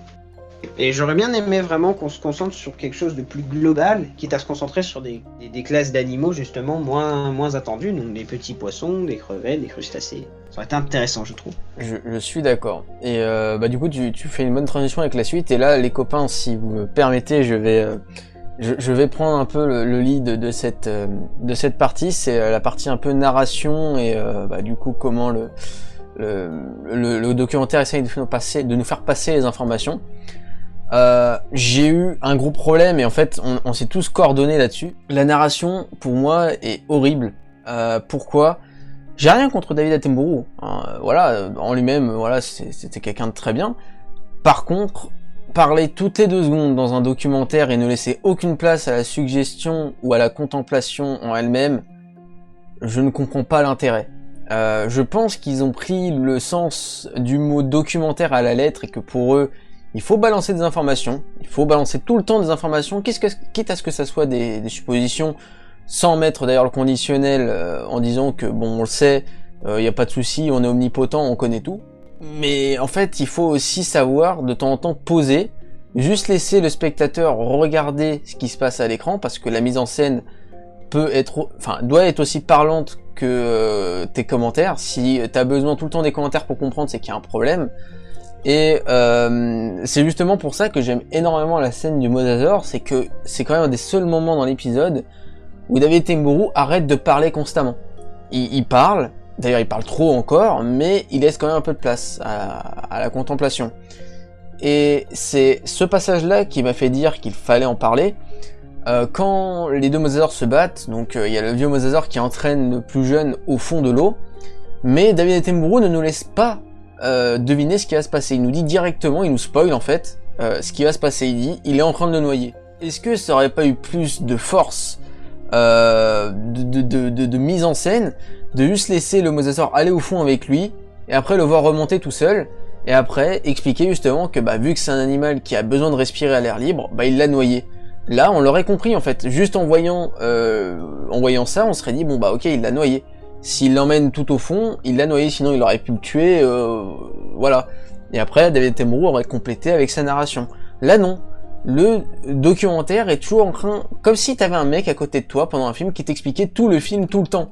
Laisse-moi profiter. Je suis désolé, si c'est comme ça pendant tous les épisodes, je vais le dire à tous les épisodes, je m'en fiche. David Attenborough, il faut arrêter. David Attenborough, désolé Alexis, si tu regardes ce podcast, David Attenborough doit arrêter les documentaires parce qu'il n'est pas fait pour ça. On a vraiment l'impression qu'il est en train de mourir à chaque parole. Déjà, il est pas bien le pauvre. Et j'ai l'impression qu'il est en train de me raconter un livre d'Harry Potter et qu'il n'est pas en train de faire un documentaire. Il est certainement très bon pour raconter des histoires, ça je ne dis pas le contraire, mais il n'est pas bon pour mêler ça avec des informations scientifiques. Et d'ailleurs pareil pour le script, celui qui a fait le script, arrête aussi, il faut pas faire ça. Quand on est dans un documentaire, c'est bien d'avoir des informations, mais il ne faut pas noyer le spectateur d'informations. C'est pour ça que j'utilisais le mot de cas d'école hier. J'ai l'impression de voir des médiateurs, comme des fois j'en vois, qui ont beaucoup de choses à dire. Du coup, pour eux, l'objectif c'est pas que le public sorte de la médiation en ayant retenu ce qu'il a dit, mais que lui prenne du plaisir en se sentant supérieur et en balançant tout son savoir comme si ceux qui étaient en face de lui, étaient des débiles. Là, j'ai vraiment eu l'impression que le documentaire me crachait de la science à la tête. C'est pas agréable du tout. Il faut arrêter. Alors, voilà. Oui, vas-y Nico. Parce que sinon je vais m'énerver. J'ai un truc à dire, respire Karcha, c'est important. Je m'énerve. Mais c'est très bien ce truc. Bref, il y a un truc du coup, ça fait un peu paradoxal. Parce que à force de donner des trucs trop précis, des bestioles qu'on connaît pas et compagnie, le documentaire ne rend pas assez accessible l'information au public. Et donc il peut pas vraiment se projeter, s'identifier, se mettre dedans, se mettre et compagnie. Du coup c'est un peu dur pour le néophyte. Mais du coup, à force de trop donner d'informations et de pas laisser le mec respirer, et plutôt de materner un peu de l'accompagner, de le tenir par la main, le viewer, c'est pas non plus adapté aux scientifiques du milieu qui justement attendent un documentaire avec des infos et du compagnie comme ça, avec des infos qu'ils possèdent déjà potentiellement en regardant. Du coup, on sait pas trop ce qu'il veut faire. Il veut s'adresser aux néophytes ou il veut s'adresser aux gros paléontologues, paléofans qui savent des choses. On sait pas, il a un peu le cul entre deux chaises et c'est dommage parce que ça ternit le documentaire. C'est ça, on a l'impression qu'il n'y a pas de public cible. Il a la notion de grand public, mais lui, il a pris au premier degré. Quand tu fais un documentaire, il faut quand même avoir un public cible. Il faut que ton documentaire soit dirigé pour une partie de la population, mais qui reste quand même un peu accessible pour le reste. Mais il faut que ton discours s'adresse à quelqu'un. Parce que si tu veux faire du tout public, ça veut dire que tu vas devoir adapter un ton à la fois enfantin et à la fois pour les scientifiques. Là, je trouve que le documentaire n'arrive pas à cibler son public, parce qu'on n'arrive pas à savoir c'est quel public. Et les informations, je suis désolé, les informations ne sont pas pertinentes du tout, et on aurait très bien pu s'en passer pour justement laisser le spectateur contempler les animaux. Parce que c'est bien beau d'avoir des belles musiques et des beaux effets 3D, ce que pour moi, le documentaire c'est son gros point fort, mais j'aimerais bien pouvoir les observer sans qu'on me crie à l'oreille tout le temps. Parce qu'imaginons je suis pas bilingue, je suis obligé de lire les sous-titres, et je n'écoute pas la VF parce que la VF, on en reparlera peut-être un peu après, mais elle est catastrophique.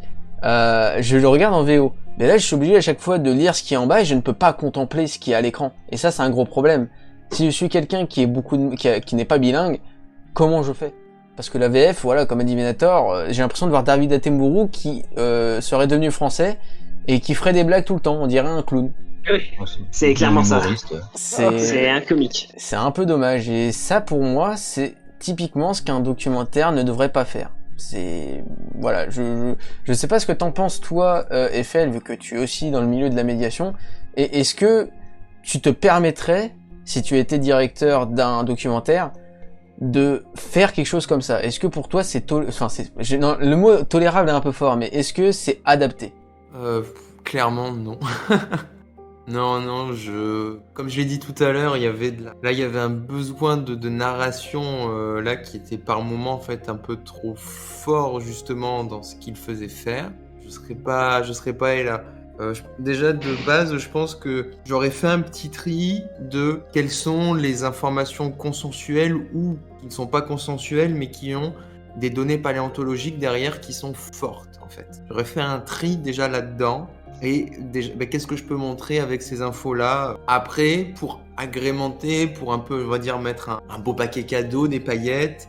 J'aurais mis un peu de spéculation, un peu recette de cuisine, mais ça répondra à ta question au moins.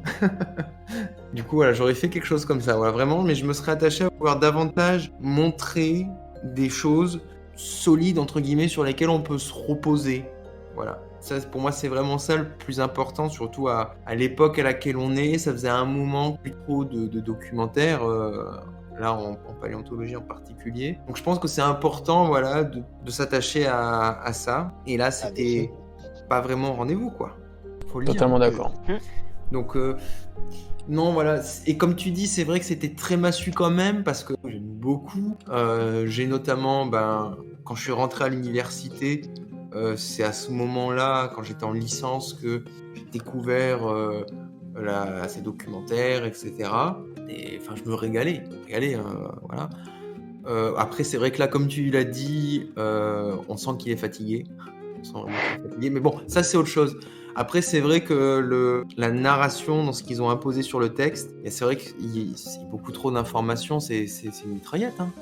Jamais, comme tu dis. Il faut un peu se poser de temps en temps. La contemplation, c'est vrai que c'est important de faire des plans, juste avec, tu laisses ton petit fond sonore et puis tu montres tu montres tes animaux vivre sans que tu aies besoin de faire un commentaire. C'est vrai que, j'ai envie de dire, là, t'as pas besoin de parler. C'est bon, ce que tu dis, je le vois. C'est ça. En fait, t'as l'impression que le mec te raconte ce qu'il y a à l'écran, sauf que bah, j'ai des yeux, je vois, je ne suis pas aveugle. Voilà, donc c'est un peu vraiment dommage sur ce côté-là, parce que là aussi, du coup, ben voilà, ça enlève un peu la magie, parce que ça, c'est quand même quelque chose qui est très fort, je trouve, avec celui-là. Je sais pas vous, mais justement, le côté visuel est tellement bon, est tellement d'un bon niveau, que la majorité en fait de la magie, en fait, elle est là.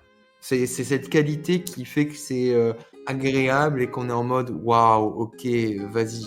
Mais le problème, c'est que la magie, on peut pas la voir qu'avec le visuel. Alors, certes, il y a des compositions là de Zimmer qui sont bien, sans être transcendantes non plus, par rapport à ce que peut faire le bonhomme. Mais après, ça, j'ai envie de dire, c'est triste, mais en fait, ça s'arrête là. Et c'est vrai qu'il y a beaucoup de personnes qui, déjà, dès le premier épisode, ont mis le docu sur un piédestal. C'est quelque chose que je me refuse. Je me le refuse parce que je ne peux, objectivement, lorsqu'on le décortique, on peut pas le mettre sur un piédestal. C'est très beau, c'est excellent. Oui, il faut le voir parce qu'il est nouveau, parce qu'il est beau. Mais pour être voilà, sur le piédestal, il faut aller plus loin que ça. Et le problème, c'est qu'il va pas plus loin que ça, en fait, le docu, clairement. Donc, j'ai pas envie de dire que le coche est raté, mais voilà. J'attendais vraiment... Alors, peut-être que j'attendais trop. Peut-être que, comme vous l'avez dit, parce qu'on sait pas trop, peut-être qu'au final, je ne suis pas le bon public cible, peut-être. Voilà, ça, j'en sais rien. Il y en a pas des publics cibles. Donc, ça me dire... Voilà, c'est clair. Ouais, comme vous l'avez dit, c'est ça. Hein, voilà, on sait pas trop, mais voilà, moi, je ne peux pas sciemment, voilà, avec le côté, pour un côté scientifique, et quand voilà, on est un peu dans la science, fondamentalement dans la science, ce qui compte, c'est la donnée, et ensuite comment on fait parler les données. Or là, entendre que les T-Rex ils font tel nombre de bébés, qu'il y a tel taux de perte, il y a aucune donnée là-dessus, donc on peut arrêter, s'il vous plaît, les fumisteries. Enfin, trop précis pour être honnête. Voilà, ça clairement, justement, on ne le dit pas, ça fait du temps de parole en moins, et ça fait que, on contemple la scène, par exemple. C'est tout simple, c'est tout con.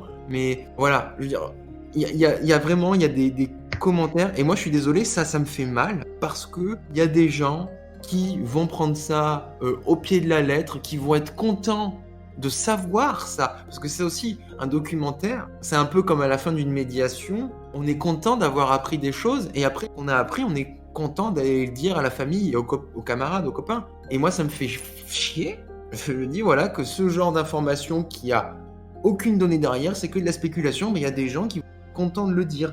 Là encore, sur Twitter, je vois des personnes qui disent par exemple qu'ils ont été déçus du nouveau Jurassic World, et qui vont aller entre guillemets, se nettoyer avec Préhistorique Planet. Et là, j'ai envie de dire, mais je suis désolé, il y a des spéculations qui sont aussi graves là dans Préhistorique Planet que dans le prochain Jurassic World ou que dans les autres Jurassic Park. Sachant voilà. que Jurassic World et Park n'ont pas la prétention d'être des documentaires. Là, on peut leur pardonner, on va dire. Là, on ne peut pas pardonner un documentaire. Complètement. Donc voilà. C'est un peu dommage. Ouais. C'est vraiment super ce qu'ils ont voulu faire. Faut leur dire quand même. Je pense quand même faut les remercier pour le résultat, pour le fait que ça existe, pour si jamais il y a une sortie en DVD. Bon, voilà, je suis désolé de faire le vieux, mais voilà, j'espère qu'il y aura une sortie en DVD. Non, moi je prends les DVD aussi. Moi je prends la VHS. Bon, Ah ouais. Là, et de la petite équipe là ce soir, ça me fait marrer là qu'ils parlent de tout ça parce que en termes de temps passé dessus, je pense que j'étais au VHS moi aussi. Je pense que vous ne me battez pas, mais bon bref. Ah non, je pense pas. Pas le souci là. Ça se discute, mais On rigole, c'est sympa. Puis, mais ça fait plaisir. Par contre là, je suis très. Alors, sans faire bon, je suis pas si vieux que ça non plus, mais sans faire le vieux, ça me fait plaisir de vous entendre là quand vous vous dites que voilà, vous êtes enthousiaste, quoi, vous serez prêt à l'ajouter à votre DVD Tech. Enfin, moi ça me Bien sûr. C'est pour moi c'est un bon truc quand même, hein, c'est pas. j'en ferai un calchaise. Ah ouais, d'accord. Non, je je voudrais rigole. juste revenir sur la narration justement. Pour moi, c'est le seul problème, on va dire, systémique du docu. En fait, c'est le reste en soi, pour moi, c'est du pinaillage, mais pour moi, c'est assez grave parce que ça se voit que les deux arguments de vente du documentaire, c'était les belles images, la belle 3D et David Attenborough. Et c'est dommage que, quitte à se vendre sur David Attenborough, on l'ait pas fait briller par sa rareté. Parce que c'est bien aussi de se faire désirer, y compris dans un documentaire, de se faire désirer par une voix qu'il peut porter ou pas. D'ailleurs, on peut l'aimer ou pas. Moi, je trouve sa voix, ça va. Mais bon, moi, il y a deux problèmes. La narration est omniprésente. Vraiment, à peu de choses près, elle est tout le temps là. Et elle sait beaucoup trop de choses. Franchement, ça me paraît... Déjà, elle est omniprésente. Parce que du coup, j'ai regardé le documentaire. Il y a rarement plus de 3 plans qui se succèdent sans David Attenborough qui parle derrière. J'ai compté, je crois, 1 ou 2 fois où il y a 3 angles de vue qui se succèdent, différents, sans qu'il y ait un passage narratif. Et pour moi, c'est vraiment pas assez, et c'est pas assez long. Ça laisse aucune place en fait au rêve et à l'imaginatif. T'as toujours quelqu'un qui te ramène à la réalité. Je trouve que c'est un peu dommage parce que c'est justement ce que Kersha disait tout à l'heure. Je pense que c'est important dans ce genre de truc d'avoir de la contemplation. C'est bien beau de dire oui, faut du fond scientifique, mais en un sens, déjà, bon, je parlerai après de ce qui se dit justement, mais bon, là, on s'est déjà globalement dit, c'est qu'il y a beaucoup de choses où, bon, il dit des trucs, mais on n'en sait rien. Donc bon, c'est un peu dommage. Et même dans les combats, il y a de la narration. Le combat du Mosasaur m'a clairement sorti du truc. Et c'est dommage, parce qu'en soi, le combat, franchement, sans narration, enfin, pour moi, il aurait été vraiment génial. Et j'aurais été vraiment à fond dedans. Meilleur que Goku Freezer? Oui. Ah. C'est compliqué quand même, mais... Mais ouais, bon, j'y méditerai, mais non, vraiment, le combat aurait été vraiment pour moi parfait, sans cette narration qui nous explique, voire nous spoil ce qui se passe. Et c'est vraiment dommage. Ça, c'est pour l'omniprésence et l'omniscience, parce que, bon, déjà, il y a, comme déjà dit, il y a beaucoup trop d'informations et beaucoup trop pointues. Il y a trop de chiffres, vraiment beaucoup trop de chiffres. Il y a trop de chiffres et...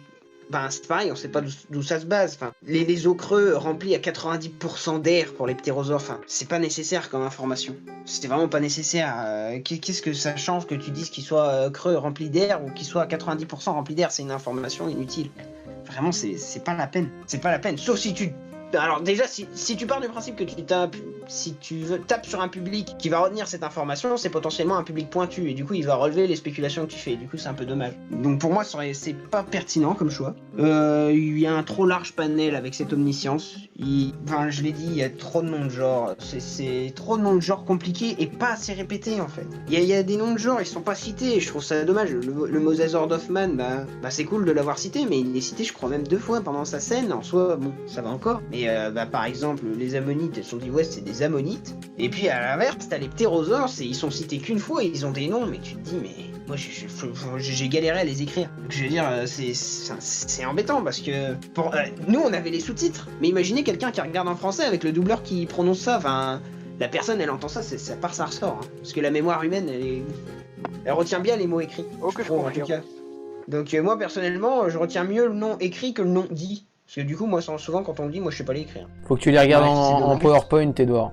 Ouais, voilà, ouais, les épisodes en PowerPoint. Et enfin, pour moi, le souci vraiment majeur, mais vraiment qui surplace tout le reste, c'est en termes de vulgarisation, justement, transmission du savoir par rapport à ce qu'a dit Kersha. Le ton didactique, c'est vraiment pas bon, parce que il est vraiment super trompeur. Comme l'a dit FL, il y a des gens, ils vont retenir pour argent comptant tout ce que David Attenborough dit, alors que très sincèrement, je doute qu'il y ait plus de 50% de ce qu'il dit sur lequel on puisse s'appuyer. Franchement, quand on regarde sur le fond réel des connaissances théoriques avancées par le documentaire, il n'y a pas 50% sur lequel on sait quelque chose en fait. Vraiment pas. La longévité, les portées du T-Rex, les parades, la bioluminescence, enfin, il y a des tas de trucs, on n'en sait rien. Enfin, on n'en sait rien. Et ça aurait été plutôt pas mal de pas appuyer sur ce ton didactique, ce qu'on voit à l'écran, quitte à le laisser, justement. Mais du genre de ne pas l'appuyer, parce que le problème, c'est que le fait que le narrateur le dise, en plus c'est David Attenborough, qui est une figure, entre guillemets, paternelle dans ce milieu, les gens vont avoir tendance à le croire assez facilement. Et c'est vraiment dommage, parce que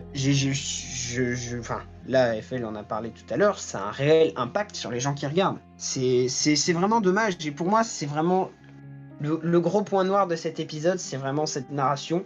Parce que par ailleurs, David Attenborough est un bon narrateur. J'ai déjà vu d'autres de ses documentaires. C'est vraiment bien. Oui, totalement. Il a fait des trucs bien. Hein. Ah oui, non mais voilà, The Green Planet, pardon. The Green Planet, voilà. Oui, The Green Planet, donc voilà. Il est aussi fatigué que David Attenborough, notre Edouard. Oh, vous savez, ouais, c'est la retraite bientôt. Hein. Non, Life, mais plus. Life est excellente. Hein. Life, je n'ai pas encore vu, mais j'ai vu, voilà.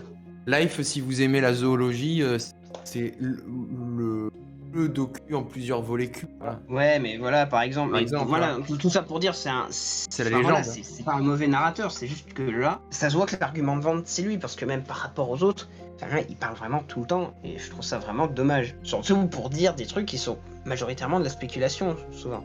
Là, remboîtage des os des ptérosaures, c'est sympa, mais en soi, pourquoi pas? Là, quand ça part sur des chiffres en disant il y a 12 pour 2 tiers de... Vous imaginez, on fait des maths avec les tyrannosaures, il y a 4 petits qui survivent, sachant qu'ils perdent les 2 tiers de sa couvée avant, enfin, ça repose sur rien. C'est vraiment dommage, parce que c'est... Je pense qu'il aurait dû, comme j'ai dit justement pour les ammonites, ça aurait été plus intéressant de dire que justement, ces animaux existent depuis très longtemps, plutôt que de s'étayer sur la parade amoureuse, même la commenter, quoi. C'est vraiment dommage. Surtout que ce serait quand même beaucoup plus impressionnant de se dire que ces ammonites-là, enfin pas ces ammonites précises dans le documentaire, mais que les ammonites en général ont vécu aussi longtemps. Là, ça serait impressionnant, tu dirais, ah ouais, quand même, c'est pas n'importe quoi. Donc ouais, Après, je me dis peut-être que moi, je n'ai pas d'attache avec David Attenborough. Pour moi, cet homme-là me rend indifférent quand j'écoute. J'ai l'impression d'entendre Koé quand il parle. Ouais, non, peut-être pas quand même. Mais voilà. Très dur là. C'est vrai. Non, mais vraiment, cet homme-là m'est indifférent. Du coup, j'ai pas cette attache directement. En fait, il est pas venu me chercher. C'est comme Edouard a dit, j'ai l'impression qu'il mise sur la popularité de David Attenborough. Mais moi, je m'en fiche de David Attenborough. Je suis pas là pour lui. Que ça soit Koé, Michel Sardou ou Jean-Luc Mélenchon qui me fasse le commentaring. Je m'en fiche. Moi, tout ce que je veux, c'est que ça soit bien fait. Et là, non. Désolé, David Attenborough, non. Peut-être certes, le nom est vendeur, mais la qualité n'est pas là. Donc bon, voilà. Et je pense qu'il va être le temps de conclure ce podcast de Parlons peu, parlons pâle, qui porte très mal son nom, vu qu'on a parlé beaucoup, mais qu'on a quand même parlé pâle, donc ça va quand même. Le contrat est à moitié rempli. 50%, c'est déjà pas mal. Voilà, c'est ça. Et donc pour finir, je pense que on va refaire un tout petit tour de table. Alors vraiment là, je vous demande de vous maintenir à 1 ou 2 phrases maximum pour donner votre avis global sur le premier épisode et donner une note à cet épisode. Donc en globalité, même si je n'aime pas faire ça, mais d'après vous, combien mérite cet épisode? Et comme ça, on fera un petit classement. Alors on va faire ça sur 20 pour avoir plus de flexibilité et être moins dur peut-être. Alors je vais commencer parce que comme ça nous on est dans l'ordre de Discord. Alors pour moi ça a été la douche froide. Le documentaire est quand même bon, il faut pas se mentir, il est bon, mais j'espère qu'il va quand même se réveiller un peu pour le prochain épisode. Et si je devais donner une note, je lui donnerais, alors après avoir quand même bien digéré l'épisode, je lui donnerais un 13 sur 20. Voilà, maintenant je vais laisser la parole à Nico. Je donnerais à peu près la même note que Karcha, un 13 sur 20, parce que déjà, je pense que j'ai mitonné un peu trop longtemps. Entre la sortie et le moment où on l'a vu, ça fait 2 semaines, je crois, peut-être 2 semaines. Un truc comme ça, ouais. Ça se trouve que je me suis peut-être un peu hypé beaucoup pour ce qui m'a été servi. Ce qui m'a été servi était quand même déjà très bon. Je savais déjà qu'il y avait eu quelques problèmes, mais les constater, ça a quand même, plus en constater de nouveau, ça a quand même bien refroidi le niveau. Donc ouais, un bon 13 sur 20 bien solide, comme le rock. Ah, j'aime bien la référence. Ensuite, c'est à Edouard de passer après le rock, donc tu as quand même une certaine pression. Ouais, attention. Non, moi je suis du genre à juger forme et fond sur pied d'égalité dans toute œuvre que je regarde, même pour un documentaire, mais pour moi c'est important, même dans un docu. Moi si le docu est pas beau, j'ai du mal à m'accrocher. Ou alors j'en rigole, donc c'est pas bon signe pour lui. Mais bon, pour Préhistorique Planet, je lui mets, si je divise 20 en 2, du coup ça fait 10 sur 10 pour la forme. Franchement, j'ai rien à dire, c'est beau, c'est agréable.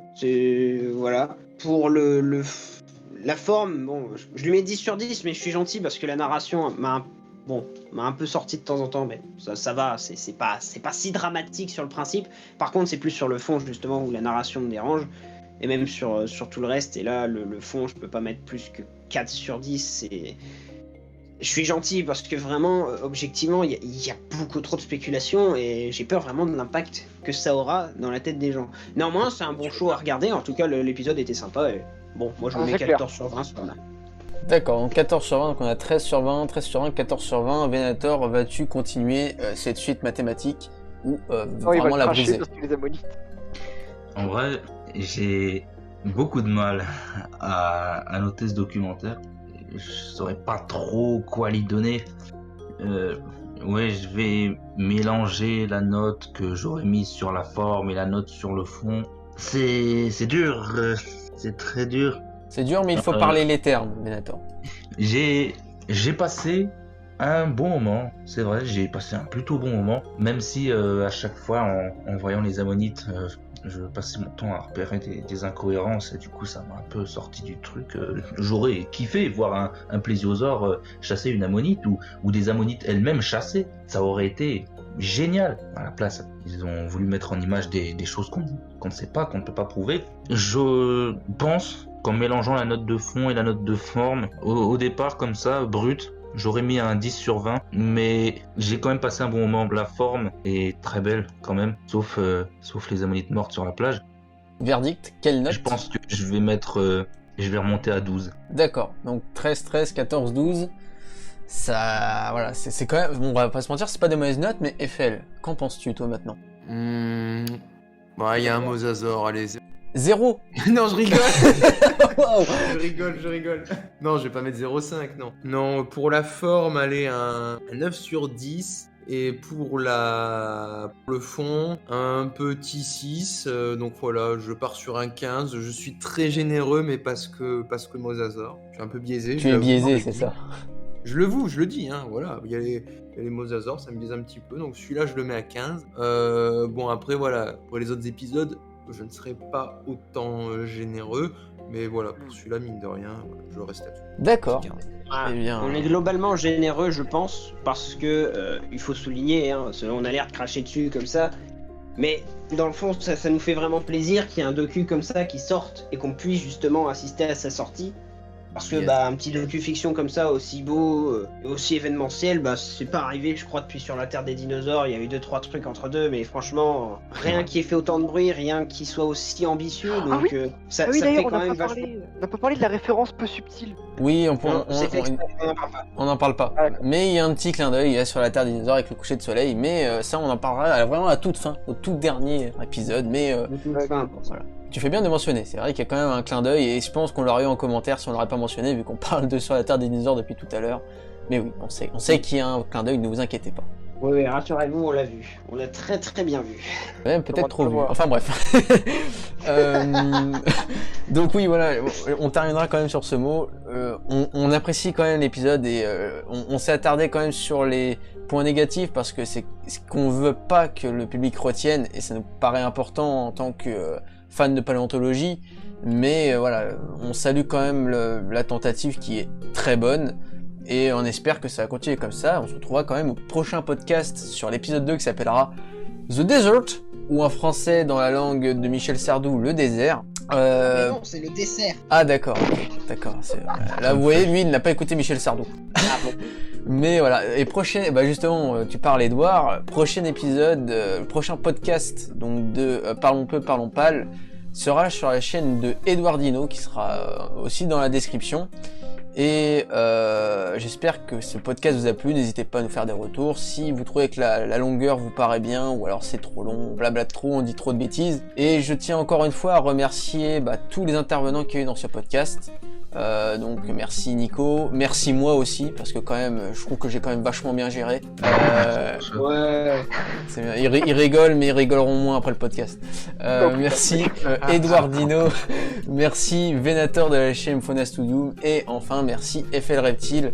Vous avez vraiment apporté quand même une expertise assez complète sur l'épisode, et on espère que grâce à ça, vous avez compris quand même beaucoup plus de choses que David Attenborough en a dit. Allez, on va dire chacun un petit mot pour dire au revoir. Moi sur ce, je vous dis à plus dans un autre temps parce que je suis pas original. À vous, Eh bien, je vous dis à une prochaine fois et surtout, restez sauvages. Venator, à toi. Plus les amis, hein. Voilà, Edouard, à plus ses amis. Edouard, Voilà. c'est beau. Venator, Oui, très éloquent. Eh salut. C'était bien. il l'a cherché loin celle-là. Cherchez loin, bullshit. Vous devant votre écran, si vous faites un peu de paléoart et que vous voulez quand même faire des céphalopodes C'est à trop long. cookies avec une C'est trop long. très très grande, Il nous a fait une histoire, Venator. À toi, Eiffel. À toi, Eiffel. Bah écoutez, merci à tous les amis, c'était vraiment super, voilà. Kiffez bien, paléontologiquement, votre abonnez-vous du coup à Karchan Ossif, à la Paléosphère, voilà. Exactement. Et Paléontologie autre. bon, c'est beau. Voilà, je m'arrêterai là. Et sur ce, on vous dit au prochain épisode tout le monde et profitez bien de cette nouvelle ère du paléomédia qui est quand même s'annonce quand même vachement sympa. Allez, salut. Salut.